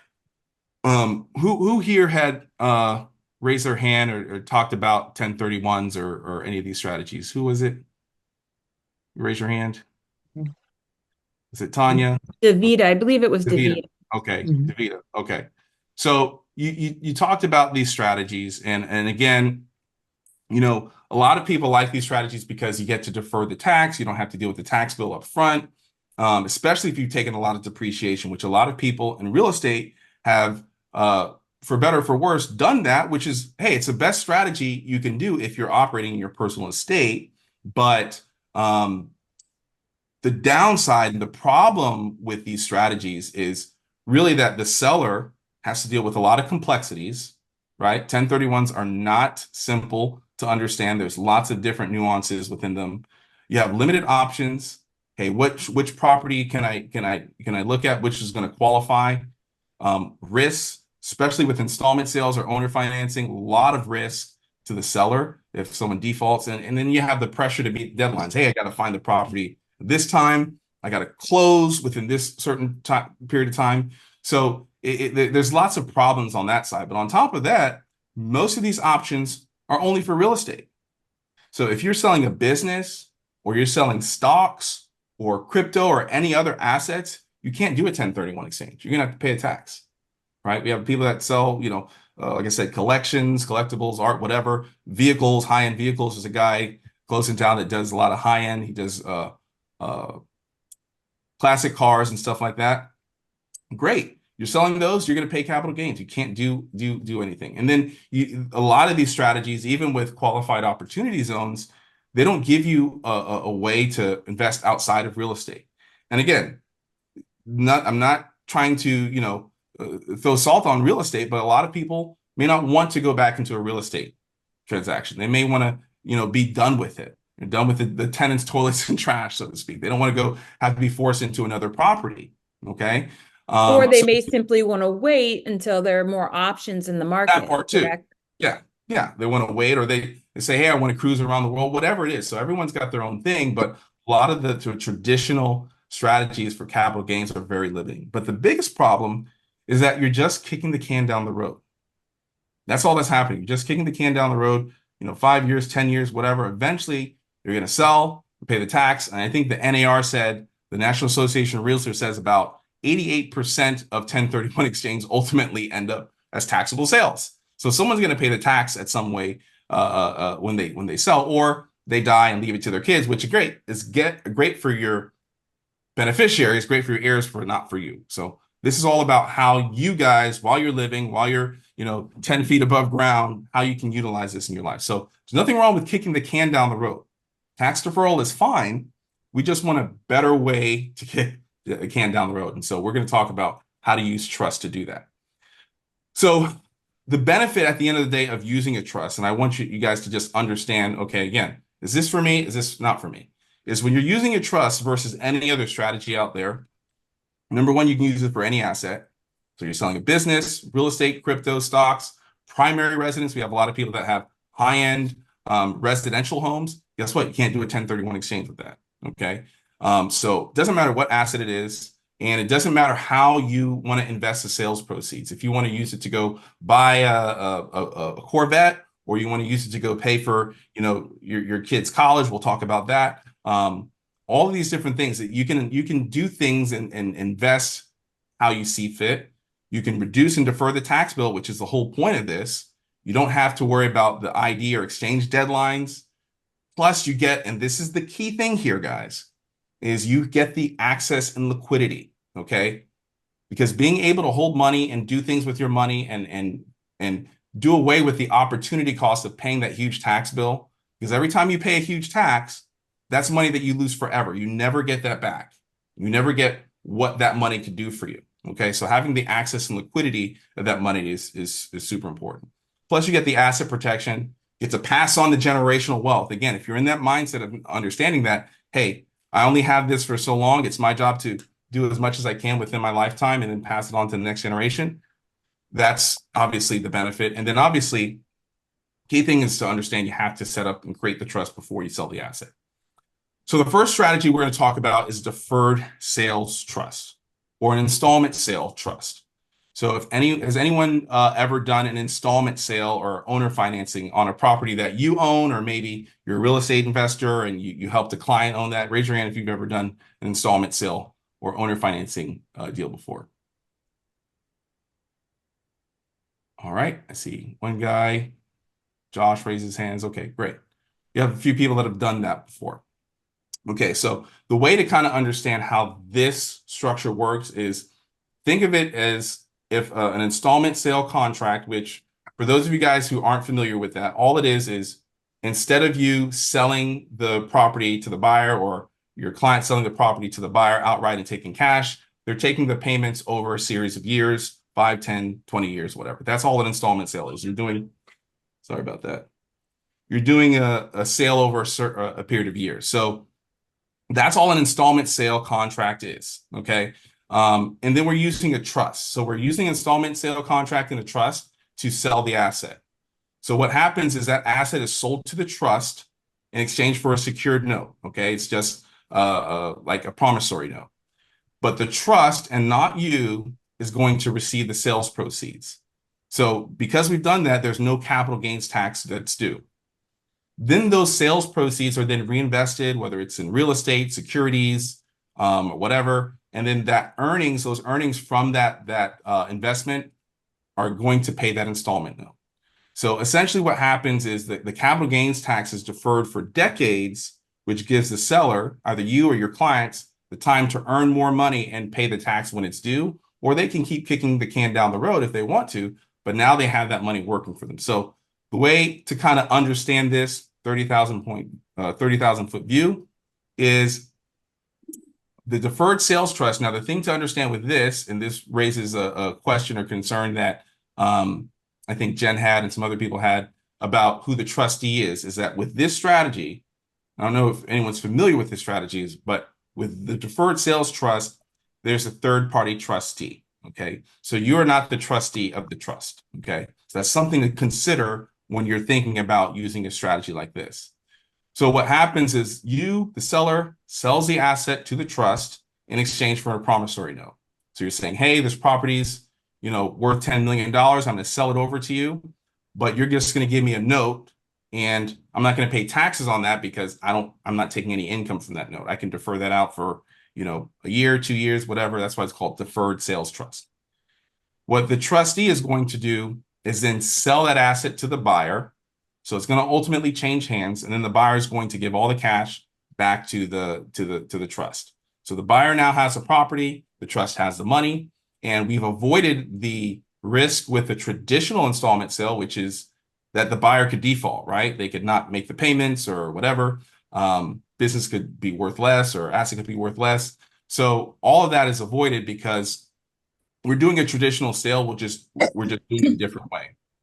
And so now the money's inside the trust, and the trust is going to invest those proceeds, again, real estate, stocks, Bitcoin, whatever. And then it's going to pay an installment sale note to the seller. Okay.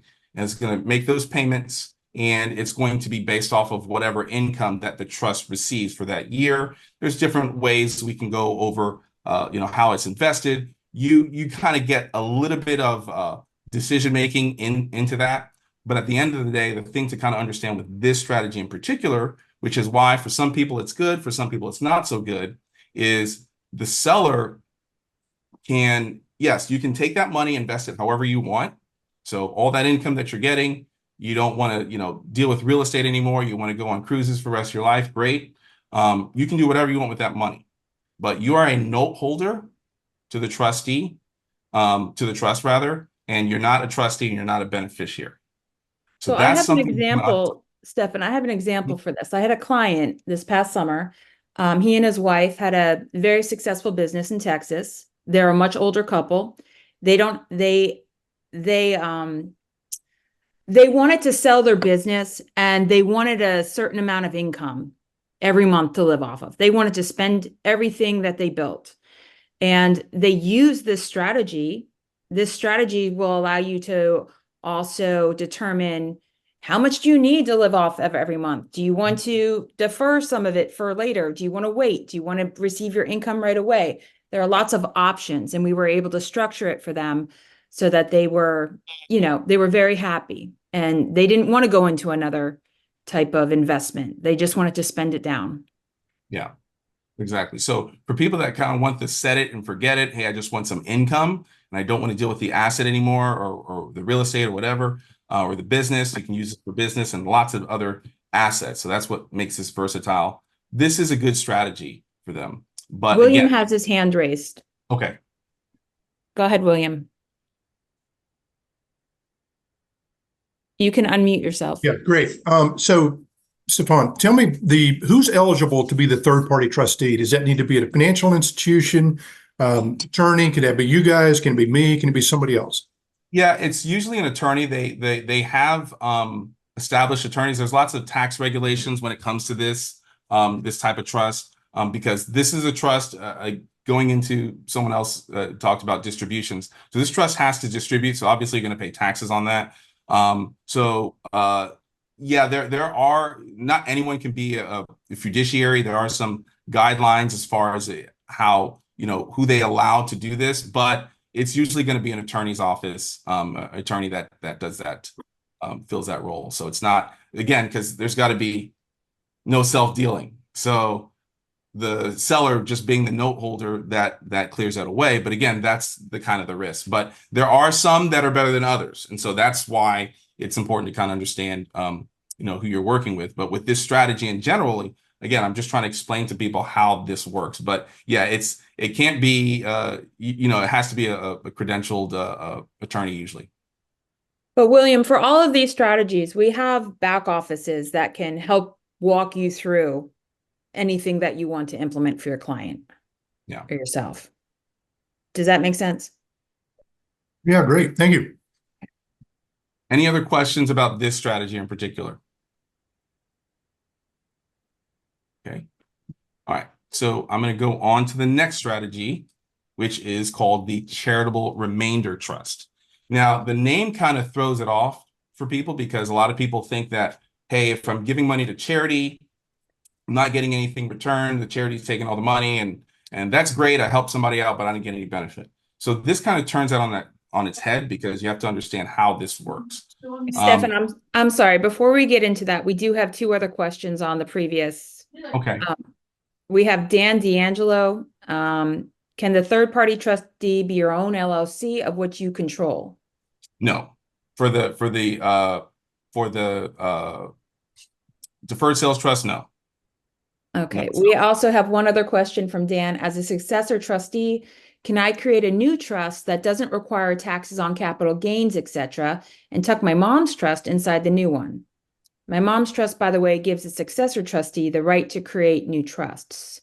Yes, so we can do what's called a trust-to-trust transfer. We'll go over that. That's actually the strategy after this that I'll talk about. But there's a way to do that. But you wouldn't tuck a trust within a trust. I mean, essentially, you could make a trust a beneficiary of another trust, but there may not be a need to do that. So, but yeah, it's a good question. Good question. Okay, and then Bernice also has her hand raised. Okay. You want to? Yeah. Okay. Yeah. Can you hear me? Yeah, I can hear you. Okay. My question is, property, like a property that I heard from my parents. Mm-hmm. Can you, would that be a good fit for a trust? And how does that work, being in a trust, your property? Yeah. Well, let me ask you this. Is it a primary residence or is it a rental property? It's a rental property. Okay. Well, number one, from a legal standpoint, if you own it outright now, right? It's in your personal name, someone can sue you, right? It's in your personal estate. So that's number one. But number two, from a tax standpoint, unless you have other deductions or whatever, or maybe you're breaking even or you write off the crap out of your rental income. If you have a lot of rental income showing up on your tax return, and you have other income on top of that, you're paying more taxes. So if you don't want to do those things, then yeah, that would be a good way to look at another trust. But it also depends on how much income you're earning and that sort of thing. So we can kind of have that question offline if you want to. Yes, I would like to. But yeah. You. So okay. Yeah, good question though. So, okay, thank you. Perfect. Yeah. And we're going to get into that in the next strategy, which I think everyone will like. But the charitable remainder trust, this is what we're talking about right now, is capital gains more. Okay. So rental income, all that stuff, we'll be addressing that in a little bit. But charitable remainder trust is a way for you to reduce your tax on the capital gain and defer it at the same time. So we're actually reducing taxes and deferring tax at the same time. So way it works is the seller donates the property to the trust. The trust then sells the property and then gets the sales proceeds. So very similar to deferred sales trust or any other trust, has to go through the trust first, then the trust sells it, and the trust doesn't pay any capital gains tax because this is a charitable trust. The money has to go to a charity. So the money, there's no capital gains tax due. What the seller does or the owner does in turn is that they get a charitable deduction, which is significant depending on, how the value of that asset that they donated, because they're getting a charitable deduction. So it reduces their tax liability, and that deduction can be carried forward for 5 years. Then what happens is that the trust reinvests those sales proceeds and then pays you an income. So very similar to the deferred sales trust. If you're saying, hey, I want out of this real estate, I don't want to own it anymore, I just want to start taking income. This is a good strategy for you because you can literally just start taking an income for life or for 10 years, whatever, look at all the other income sources that you're looking at, and then take it from there. But the downside of this strategy and what prevents a lot of people from doing it is the fact that, and this is true, when that income ends, when you die, anything else that's left in that trust goes to charity. So you could literally set up a charitable trust, start taking income, and then die 6 months later. That sucks, right? But now all the money goes to the charity. And so a lot of people feel, hey, I don't want to do that because I don't want my money going to charity. We can have a whole other conversation about that.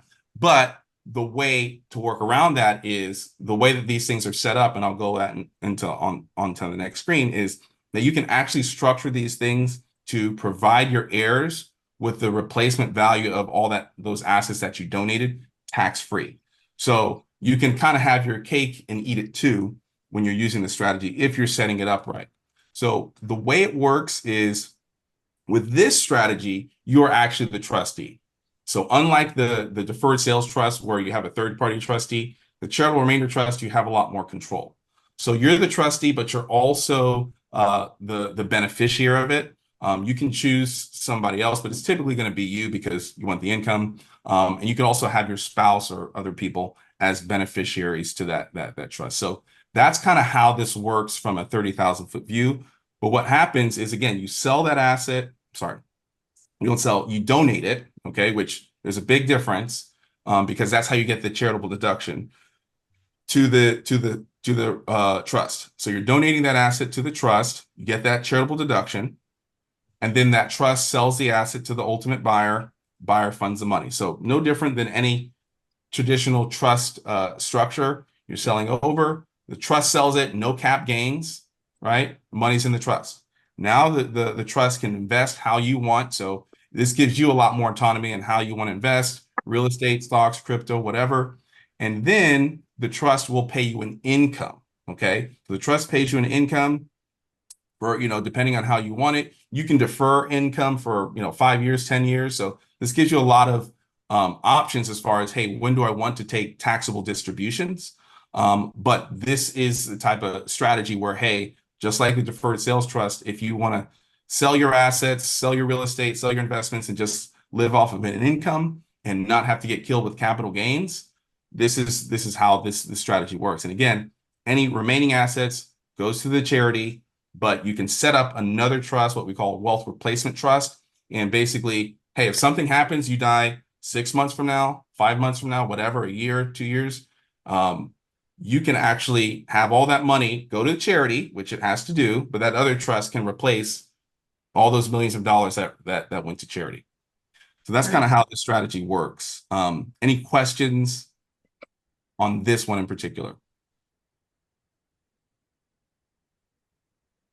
Okay, I think that's it. All right. So let's move on to the next strategy. Stefan, there's a question. It says wealth replacement trust with a question mark. Wealth replacement trust? Yes. Wealth replacement trust is a separate trust that we set up. It's usually an ILIT, an irrevocable life insurance trust, because we're using life insurance or some death benefit mechanism to basically replace the value of everything that's going to charity. And so that's going to go to your heirs, and we'll name them as beneficiaries on that trust when the charitable remainder trust gets dissolved. But yeah, it's a separate trust. Okay. Good question. All right. So let's talk about how trust can reduce income, not only on capital gains, but on rental income. So if you have rental properties, businesses, investment income. Hey, I got stocks, I got crypto, I have all these different things, oil and gas. Let's talk about how that can happen.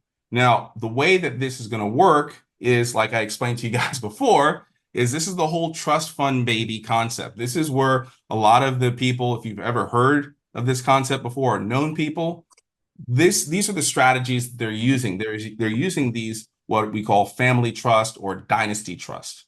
Okay, so if you're familiar with any of these terms, you've heard of these terms before, that's where this stuff is happening. And these are by far the most versatile trust out there, because there's so much you can do with it. First thing you have to understand is that these are generational tax structures. Okay, so these things are literally meant to last for a very long time, indefinitely. Okay, again, Walmart, the Kennedys, all these people, these are the structures that they're using. So the taxes can be deferred for a very long time. And again, that's why the wealthy elite use them. But the trust, okay, and here's the whole thing, is we're operating as much as we can inside the trust estate. So the trust, not the seller, not only is selling the property, so there's no capital gains tax due, but we can also defer taxes on business and investment income. So if I have rental income, if I have dividend income, K1s, we'll talk about how this works for businesses. If you have commissions, you have a lot of people that are real estate agents, make good money. Well, guess what? If you're 1099, you're getting killed with all your real estate commissions. Boom, you can use your family trust for that. And this is the clincher, and this is really what separates these types of trusts from all these other different trusts out there, is that these trusts can pay for certain lifestyle expenses, like mortgages, like vehicles, like health and medical welfare expenses, education. We do this all the time. I have a company, College Plan Today, and we use this with college planning all the time. It helps you get a whole bunch of money from FAFSA and from the colleges, and you can use this for educational expenses as well. And it gives you ironclad asset protection, because with these trusts, you are simply just the trustee. You don't own any property in the trust. So you have the ultimate control, but again, everything is held in trust with the property. So the way that this works, and again, this is one of the few trusts out there where you don't necessarily have to be selling appreciated assets. There doesn't necessarily have to be a capital gain. So if you have real estate, but you're not intent on selling it right now, this is something that you can use. So you're the trustee, okay? You choose the beneficiaries, whoever those are, your kids, my kids, whatever you want. And once the family trust is set up, you're going to transfer assets into the trust just like any other trust, okay? But when you do it, you're going to sell your assets. So with these trusts are actually using contract law, which again, going back to what I was talking about before, we're using trust law, tax codes, and contracts. So there's actual contracts, bills of sales, purchase agreements, all that stuff, deeds that are happening when you're transferring assets over into the trust. So if you have your primary residence, you're going to sell your primary residence over to the trust to put it in the trust if you want to.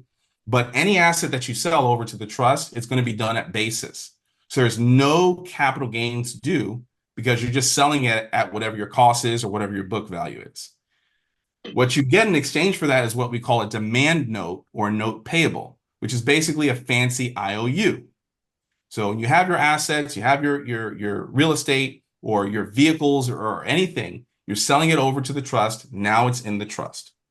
Then the trust can choose to sell or not sell those assets and keep it inside the corpus. So if I don't sell it, hey, the house is in the trust, the assets are in the trust, the vehicles are in the trust, that's it, that's good stuff. But if I do want to sell it, great, I can sell it and avoid the capital gain because I'm not selling it, the trust is selling it, okay? So that's the thing to kind of understand with these types of trusts. So you don't have to sell an asset just to make it work. You can just transfer your assets, but the way you transfer it is going to be through a legitimate sale. Then, and this is where it gets really, really, really, really, really cool.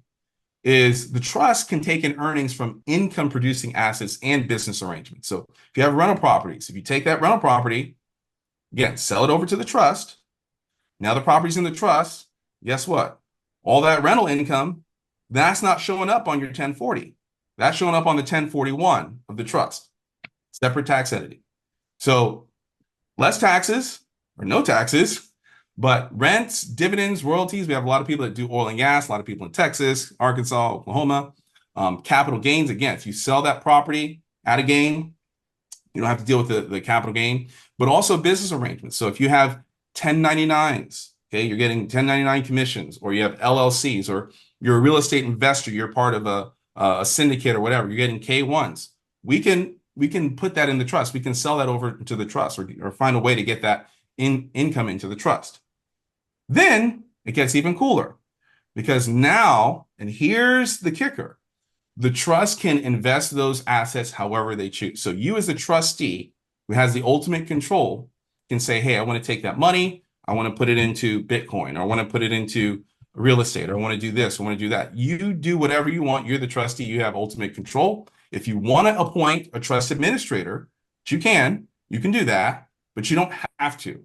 And that's what gives you the ultimate control in this, because you can not only be the trustee, but the trust administrator and trust overseer. So that's the really cool thing about that. On top of that, these types of trusts are not required to distribute income.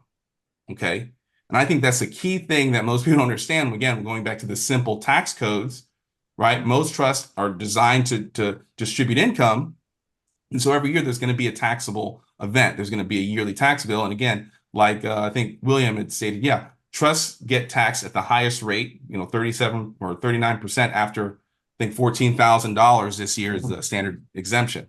So you never want to distribute money from trust if you don't have to, because the trust, and here's the coolest part, the clincher, is the trust is required to pay for trust expenses.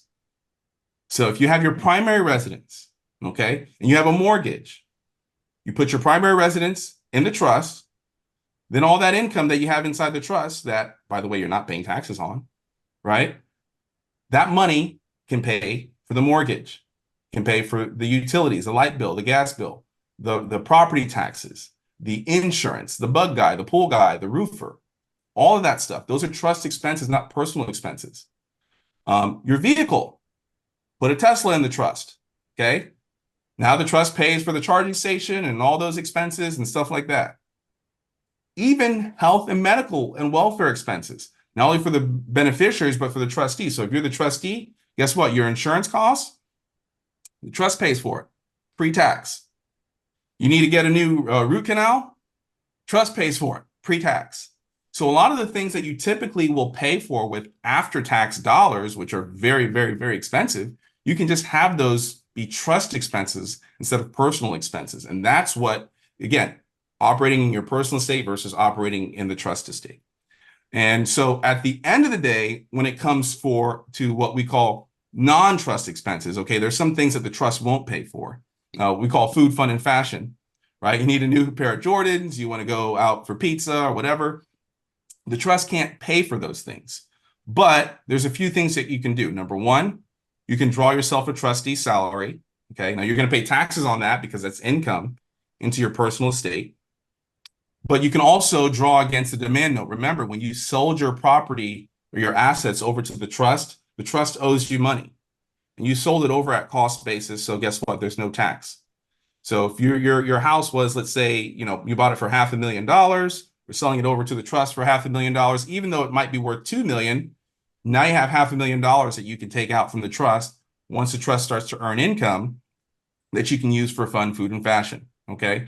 Or you can take a loan against the trust. So there's different creative ways to get money out of this on a tax advantage basis. But the whole point is that we're operating and living in the trust as much as possible. Again, that's where the whole trust fund baby concept comes from. Any questions? I'll open it up. Hold on. We have, when you sell an asset to the family trust, don't you now owe taxes on any gain? If you sold it at a gain, you would. but that's why we're intentionally not selling it at a gain. And because we're using contract law, and this is where a lot of CPAs and attorneys get hung up, is because in this country, we have the private right to contract. So if my real estate is $500,000, the government or any entity can't make me sell it at 50 million or whatever. I can choose to sell my property at whatever I want, and I can use whatever method, whether it's the cost method or the market value method or the income producing method or whatever. So we're selling it at cost basis, so that way there's no gain. And however, once you have an asset in the trust, like we have a lot of flippers, right? They utilize this trust. Any money in the trust, they can go out and purchase other real estate. They can sell that, the trust can sell that real estate. They realize a capital gain, and then they allocate that capital gain to the corpus of the trust. And the trust corpus just keeps growing and growing, if that makes any sense. You're doing it on a tax favorable basis. Do you want to clarify, or, you know? Yeah, you're just keeping things as much as possible in the trust. You're operating things, you're using the trust again to expense, right? Versus take a distribution. Because yes, when you take a distribution, you're going to pay taxes.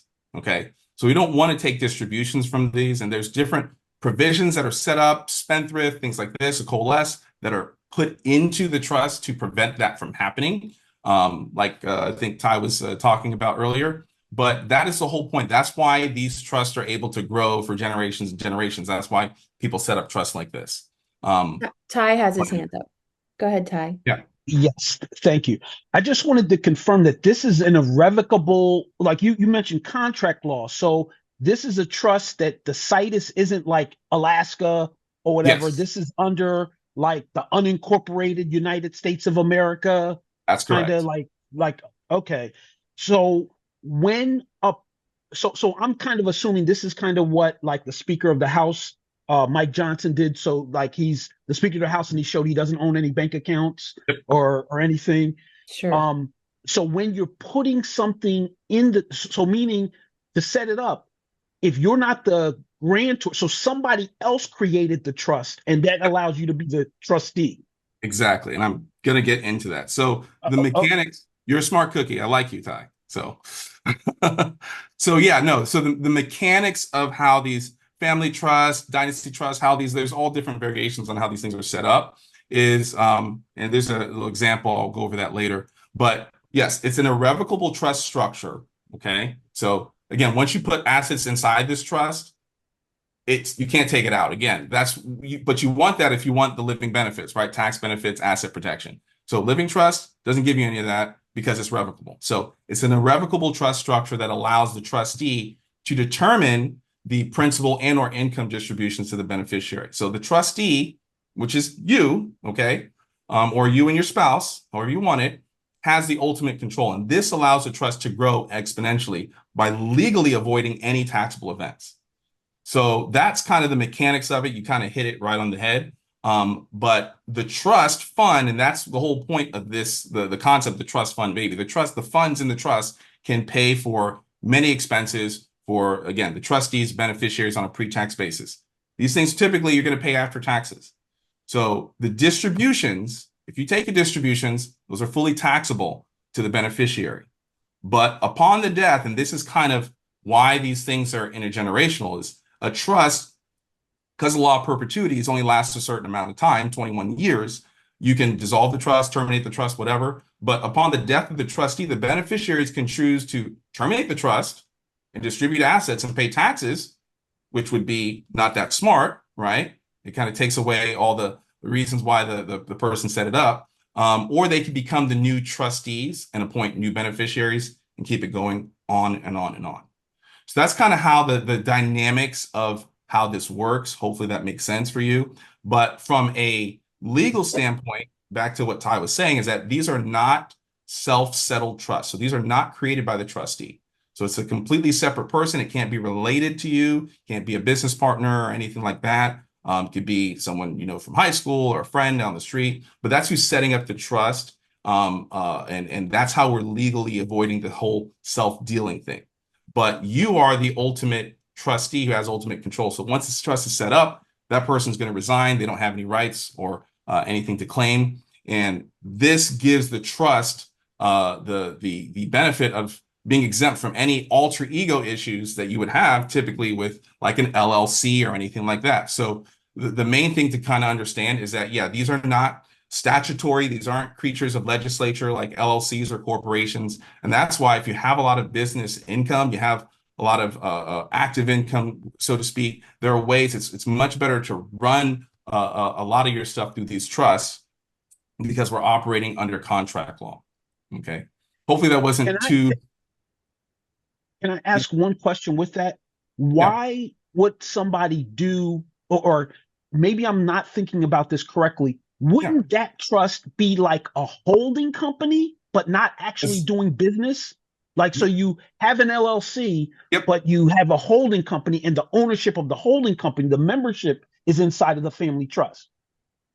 Not necessarily. So the way it works, so the way that these trusts work, and again, I'm just trying to keep this 30,000 foot view. Otherwise, we could, I know we're over. So thanks for you guys staying on. But these types of trusts are only meant to take in passive income. So again, rental income, royalties, dividends, things like that. When you have active income, you don't run it through the trust. That would nullify any, tax benefits and asset protection. So there are ways to get it in the trust through, limited partnership agreements and stuff like that, which you could do with a holding company or LLC, or you can set up a separate business trust. You can do IP leases. So there's ways to get income from active sources like, again, 1099s, commissions, LLCs into the trust, but you're not operating your business in the family trust itself. The family trust is only holding assets and money. It's not operating as a business, if that makes sense. Thank you. Phenomenal presentation. Okay, awesome. Any other questions? We have another question. Welfare cost in quotes for the beneficiaries and the trustees. Can you define the scope of these welfare costs? Okay, so easiest way for me to explain this is when we talk about food, fun, and fashion right here. That's for the trustees. Okay, the kids basically, as long as they're under 18, we can pay for their food, fun, and fashion through the trust. Have it as a trust expense. So piano under lessons. 21, I believe. Yeah, under 21. Isn't that what I said or no? You said 18, I think. Okay, yeah, sorry. 21, yeah, 21 age majority with these trusts. So piano lessons, they need food for field trips, private school expenses, all of those. Special needs. If Special you know needs. any families with special needs children, they have a lot of costs with all their therapies. If you have elderly parents that are named as either a trustee and or a beneficiary, and they have nursing home care, that can all be paid on a tax favorable pre-tax basis through the trust instead of after tax. Correct. Yep. So that's what we mean by welfare costs. But yeah, there's lots of different nuances with this, but the whole point is, and there's a whole chart of accounts. Again, we're doing everything legally. There's books that have to be kept. There's tax returns that have to be done. Bank accounts, separate bank accounts for the trust. So we're doing everything legally within code, but it's just how we expense that and how we cover those things. So there's certain things that are trust expenses. There's certain things that are not trust expenses. Hopefully that makes sense. So that being said, let's kind of move along for a few things. So a lot of times I get, okay, why aren't, the major accountant, firms doing this? And the reality is they are. Most banks and accounting firms out there, your big, PwCs, Fidelities, things like that, they're only going to talk about these strategies when you're high net worth. And for some banks that may be 50 million, for some banks that may be 100 million, for some banks that may be 5 million, who knows? I mean, everyone has their own different things, but they are definitely doing this. So, I mean, it just goes back to the whole thing before. This stuff is out there. It's not anything new. It exists, but a lot of people don't talk about these things unless you're, within their certain criteria. The last trust, and hopefully no one gets this, is the no trust. I mean, this is the default position for most people.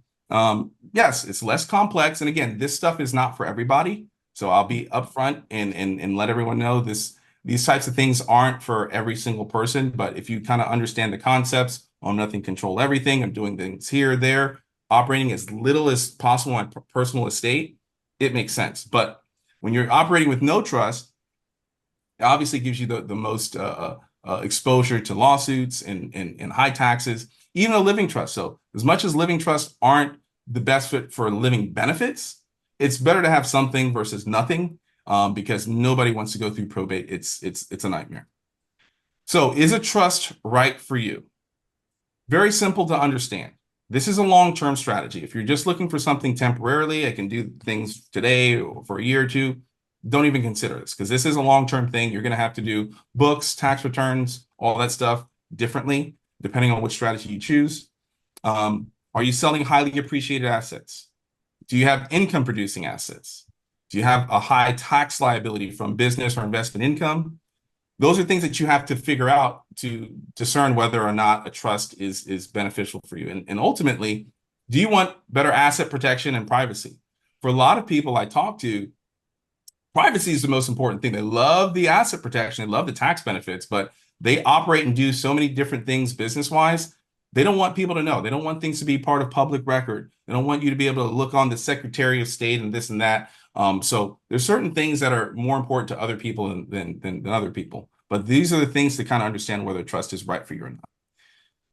Again, considerations, you're going to have to do a yearly tax return and filing, a 1041, bookkeeping, bank accounts. You have to keep the compliance and records. This is not the same level of stringency, especially from a business standpoint, that you would with an LLC or an S Corp. If you choose to operate a business with a trust, there's ways to do that. But there are things to consider. So there's different variances on, when it's a no-brainer, when it makes sense, when it doesn't make sense. But I can tell you overwhelmingly, I've been doing this for a long time, a trust, and there's other tax structures that we work with, is really good if you have ordinary income. So when you look at your business, your real estate income, investment income, not W-2. Okay, so W-2 income, can't do anything. You're getting paid from a boss or you're getting money from a retirement plan. You can't put that in the trust, okay? But if you have ordinary income and it's over $200,000 a year, from a tax perspective, it's a no-brainer when you look at the cost and what it takes to maintain the trust. Capital gains, again, some variations, but typically if you have a capital gain, and we have to include depreciation. So if you've taken depreciation, done cost segregation, all that stuff, if the gain is over $500,000, it's a no-brainer. Okay. Now, when you need to set this up, when you need to start this. So it's May 25th right now. Okay. Time just flies by like that. And it's almost the third quarter.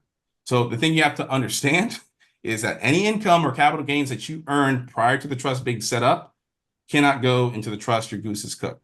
So if you've made $1 million the first quarter, that's good. But unfortunately, we can't do anything to get that in the trust. So your trust has to be created before you trigger the taxable event. So if you're selling property and you haven't sold it yet, but you're going to sell in 2 weeks or 3 weeks, we need to get this thing set up right now. If you have a lot of income, if you're, depending on your business, hey, the summer's a busy season or this or whatever, you need to get this set up depending on when you're going to be earning your income, because again, any income that you earned prior to the trust, we cannot get that in. So sooner the better, so that we can avoid that constructive receipt and avoid the taxable events. So who is this for? Again, anyone that's looking for a long-term strategy, not short-term. You want to be tax efficient, see the value of using a trust as a financial tool to grow your wealth. And again, this is the biggest thing from a mindset standpoint, is you're okay with owning as little as possible in your personal estate, but having the most control. You understand that, hey, I'm only going to be here for so long. When I'm not here anymore, I'm not going to have anything. It's not really going to matter wherever I think I'm going to go. So let me be as prudent as possible by leaving a legacy on for the next generation. This is going to make sense. But again, having control. You understand, hey, I want as much control as possible. This is for you. Who is this not for? Well, if you don't have business, real estate, or investment income, it's not going to work. Okay, just be very, very upfront. Sometimes we have some people that, hey, they have a whole bunch of real estate and they just, they're just trying to leave it on to the next generation, or maybe they're trying to avoid issues with Medicaid spend downs and stuff like that. We have a lot of people that use some of these strategies for long-term care needs, because once you get the assets inside the trust, you don't have to wait, 5 years or anything. You're basically considered indigent, and now all your long-term care needs can be paid for by the state. That happens very once in a while, every often, but typically, if you don't have any business or real estate or investment income, it doesn't make sense just because of the cost of, maintaining the trust and all that stuff. So W-2 income only, probably not going to work for you. And obviously, if you're not open-minded, if you're not open to looking at things a different way, second opinions, if you're arrogant, you think you know everything, even though you're probably not, taking advantage of some of the things that we've talked about here, we can't help you. You have to be open-minded. So that being said, if you want to work with us, again, we're not trying to take away any other parties that you're working with, your CPA, financial advisor, money managers. So we have a whole team of tax strategists, forensic CPAs, enrolled agents, tax attorneys, bookkeepers, that this is all they do. They set up these structures every single day. They're not sitting there bumping out tax returns, checking boxes and adding ones and twos. So they have over 40 years of experience between tax law, contract law, and codes. A lot of experience with the top firms. We just hired another CPA from Markham about 2 months ago. And a lot of our, we have one guy, well, two guys who's her ex-IRS agents. One was an ex-IRS agent and a law professor. So they have a lot of experience when it comes to this, and that's why we have them on the team. So we know the process inside and out. We're experts with the guidelines. We help you with everything. So it's not just set up, it's the compliance part, because setting up is just half the battle. It's the compliance and making sure everything's done the right way. So we do all the record keeping and bookkeeping and documentation. And you can keep whoever you have for your personal returns and for your business returns and everything. You can just have us handle all the trust stuff. And that's important, because if you get caught with your pants down, you get caught doing something bad, this is not good. Just Google trust schemes, or Google trust stuff. There's a lot of people that have done illegal things, gone to jail, this and that, and for no reason, except for stupidity. So you want to make sure if you're going to do this, do it the right way. So again, we work with your accountant or accounting team. We don't replace them. They're great at their job. We're great at our job. So this is, again, to add on to what you guys have. This is a team-based approach, and that's why we work with CPAs and tax firms all over the country. So if you are a CPA or tax firm, we'd love to, have that conversation as well with your clients. But again, this is a team-based approach. So if you guys want to take the next step, for some people, they kind of understand a lot of this. Some of you guys are smarter. I wouldn't say smarter. You catch on a little bit more than others, okay? And that's just natural. Different people have different learning styles and stuff like that. So if you want to have an offline conversation, talk about a few things and get it set up, that's fine. But for others, for a lot of people, you want to learn a little bit more. You want to understand things a little bit more and take time to make sure you digest the stuff to make the right decision. And so for that reason, we have what's called a small group session. We do one every single month. We're working on the May edition right now. And what it is it's a 4-week, 2 times a week live training call. So it's something like this, not going to be over 2 hours. So again, thank you guys for being on the call for that long, but it's much shorter. We break things down in chunks. We go over everything in detail as far as how these strategies work, how it's going to work for you. And we do it in a small group session. So we don't have 50, 100 people on a call. We usually have maybe about 15 max in the entire group.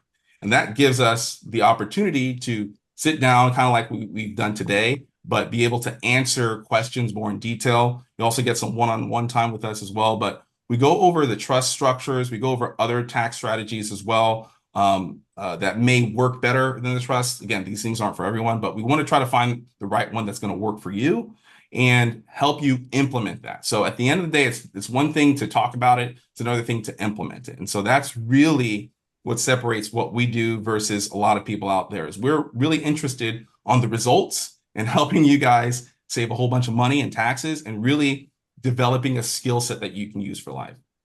Because when you start to understand how these things work, you can use this for anything: real estate, crypto. We have a lady right now. She's buying the funnel cake franchise. She's got a funnel cake franchise. She's bought like three funnel cake cars, and she made like $300,000 just like in the first, a little bit past the first quarter. She's using these strategies now in her business. So it's really going to develop a skill set for life that you can use. You can teach your kids and all that stuff. So we have a back office of CPAs, enrolled agents, tax attorneys. So you're going to get all the support that you need to understand not only how these things work and how it's set up. So if that's something that you want to take advantage of, again, we're working on our May class right now. It's going to start on May 7th. So all you have to do is just scan the QR code right there, or go put in the website that you see at the bottom, prudentwealthstrategies.com/May 2024 to sign up for the next session. Again, it is limited seats. We don't have 50,000 people on because, again, we want to be able to field your questions and make sure you understand things and all that stuff.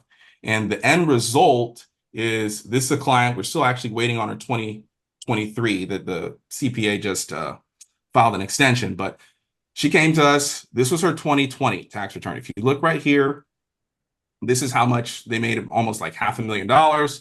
So you can see their tax bill is actually, I think Cindy highlighted the wrong thing, but if you look at line 24 on the right-hand side, their tax bill is $174,000. It's a lot of money they had to pay to Uncle Sam. It absolutely sucked. This is a woman who has 2 nursing home businesses and like came from Kenya and worked her butt off and felt really, really bad for her. But anyways, there's nothing we could do. But once she started to understand these concepts and implement a structure, this is her tax return for 2022. Like I said, we're working on the 2023 right now. The CPA is actually not that good. That's a whole other conversation. But going from that amount to that amount, about $5,000 in taxes, huge difference. No change in her lifestyle. Her daughter is actually going to University of Miami. We got a whole bunch of financial aid for that, just because of how we set up the structure and had the time to do that.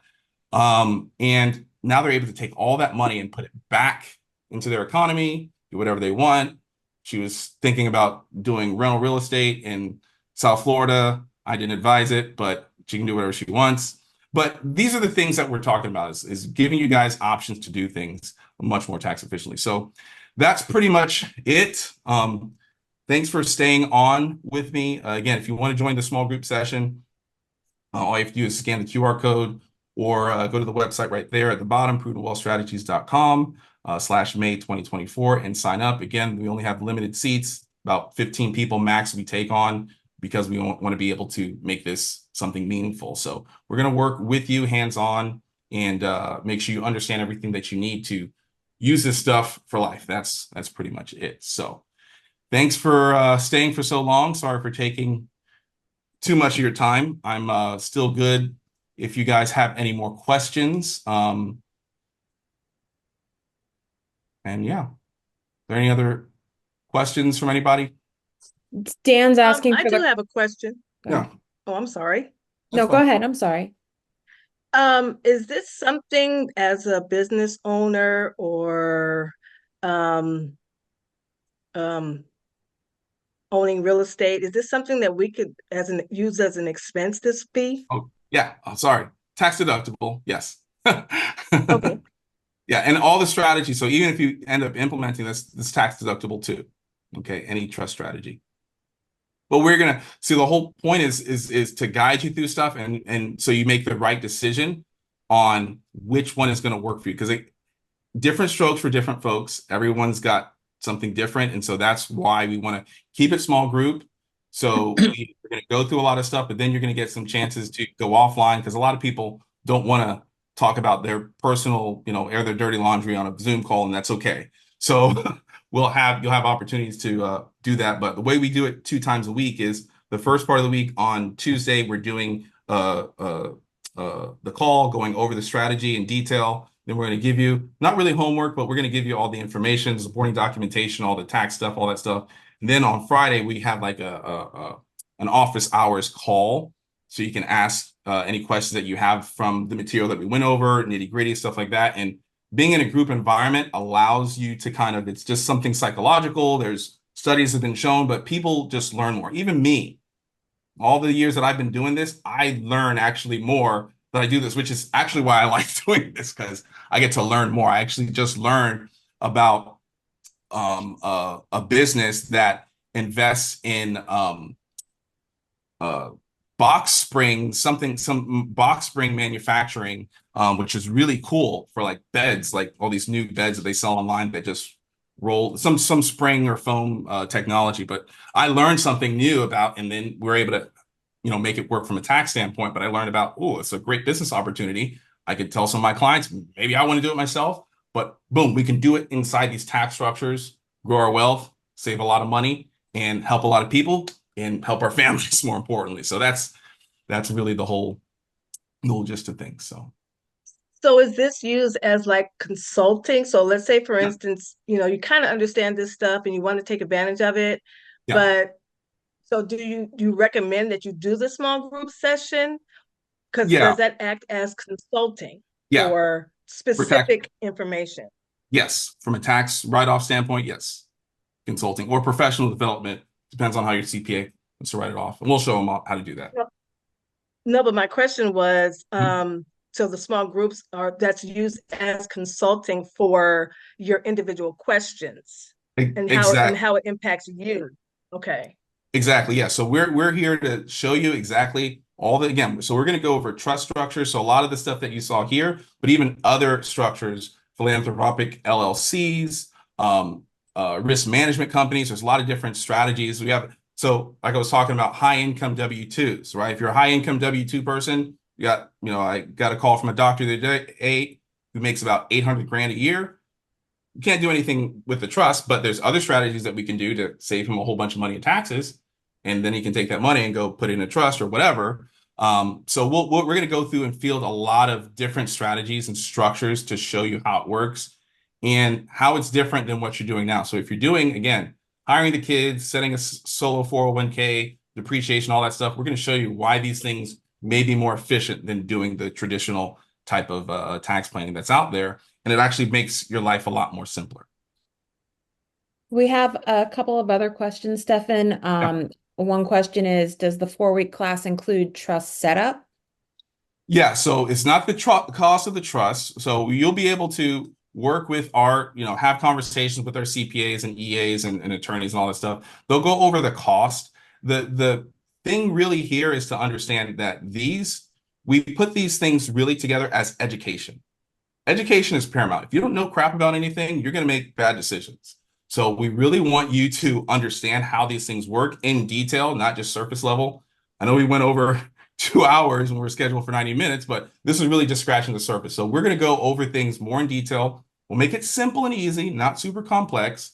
Some people need the technological, super detailed nitty-gritty stuff. We can have that conversation. Some people are like, show me a watch and I'll tell you what time it is. Like, it's just very, very simple. So it's entirely up to you, but this whole thing is to help you understand how these things actually work. And then once you implement it, if you want to implement it, then you'll have access to our back office and everything. They'll go over costs, everything, and you can actually use that cost for the session towards the cost of your whatever tax structure you choose. But it's all tax deductible at the end of the way. Right. And then another question is, we have a couple of questions. How much does it cost to set up the family trust? A couple of questions on that. Yeah. So it really depends on, excuse me, I've been drinking really bad energy drinks. Talk about taking care of your body. Anyways, so when it comes to like the family trust, for example, it really depends on what you're putting in there. What kind of business are you selling? A business? Is it just rental properties? Are we just using it as a silo for all of our passive income? Do we have active income as well? Because you may need to have, like Ty was talking about, a business trust too. So it really all depends. We will sit down and look at the actual cost. I mean, a trust itself. And again, you have to understand, these are not living trusts or revocable trusts. It's not something you can buy at, Office Depot and set it up. So they're not cheap. And we're going to go over, okay, what makes sense financially? When is it okay? When is it not okay? When is it okay? It's going to cost you this much now, but a year, 2 years, 3 years from now, it's going to make more sense. So we'll go over that. But I mean, a trust itself, just the trust, not all the other additional stuff. I mean, you're looking at maybe 15, 20 grand, depending. So it really is a conversation piece to understand. But before you even get a trust, let's understand how it's going to work, how it's going to save you money. And then by that time, it's going to be like, this is a no-brainer. We'll do it. I understand everything. And it's going to make more sense. At the end of the day, if you don't like it, if it doesn't make sense, if you can't afford it, why do it? Right.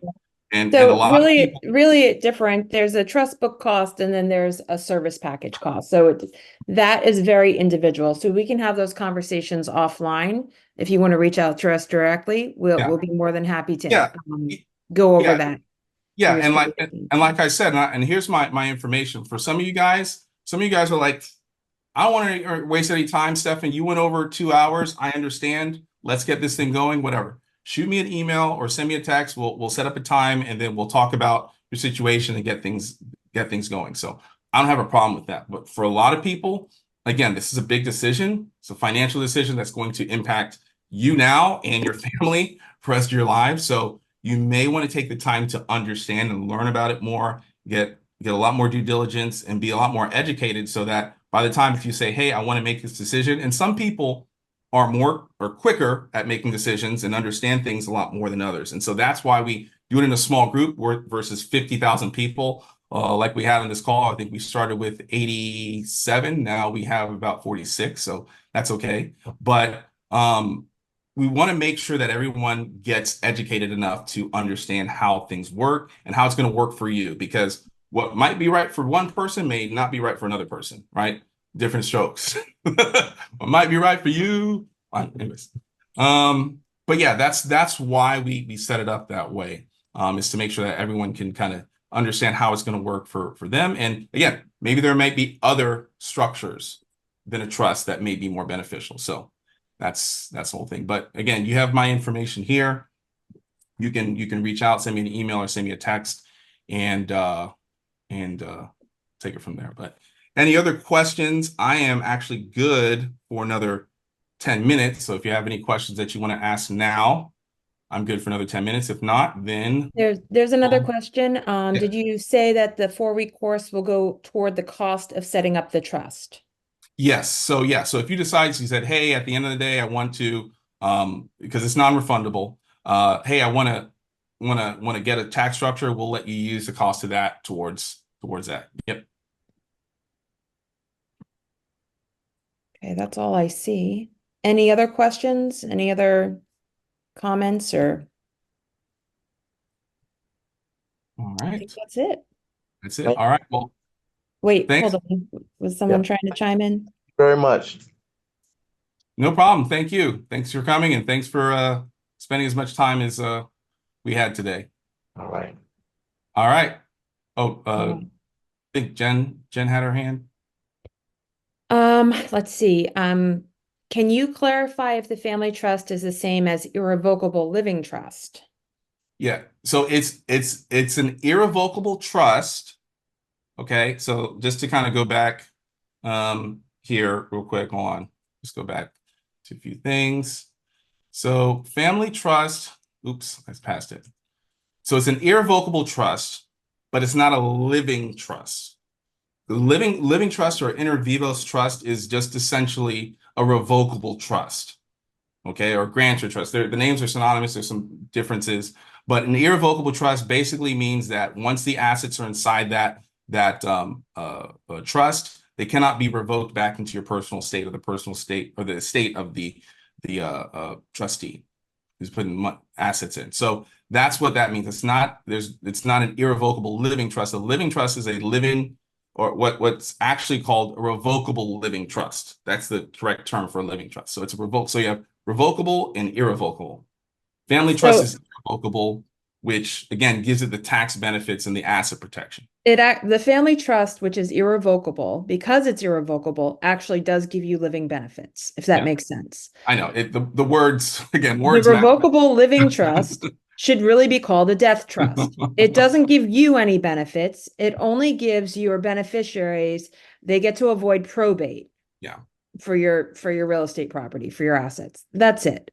Yeah. So I hope that clarified that. Does that make sense, Jen?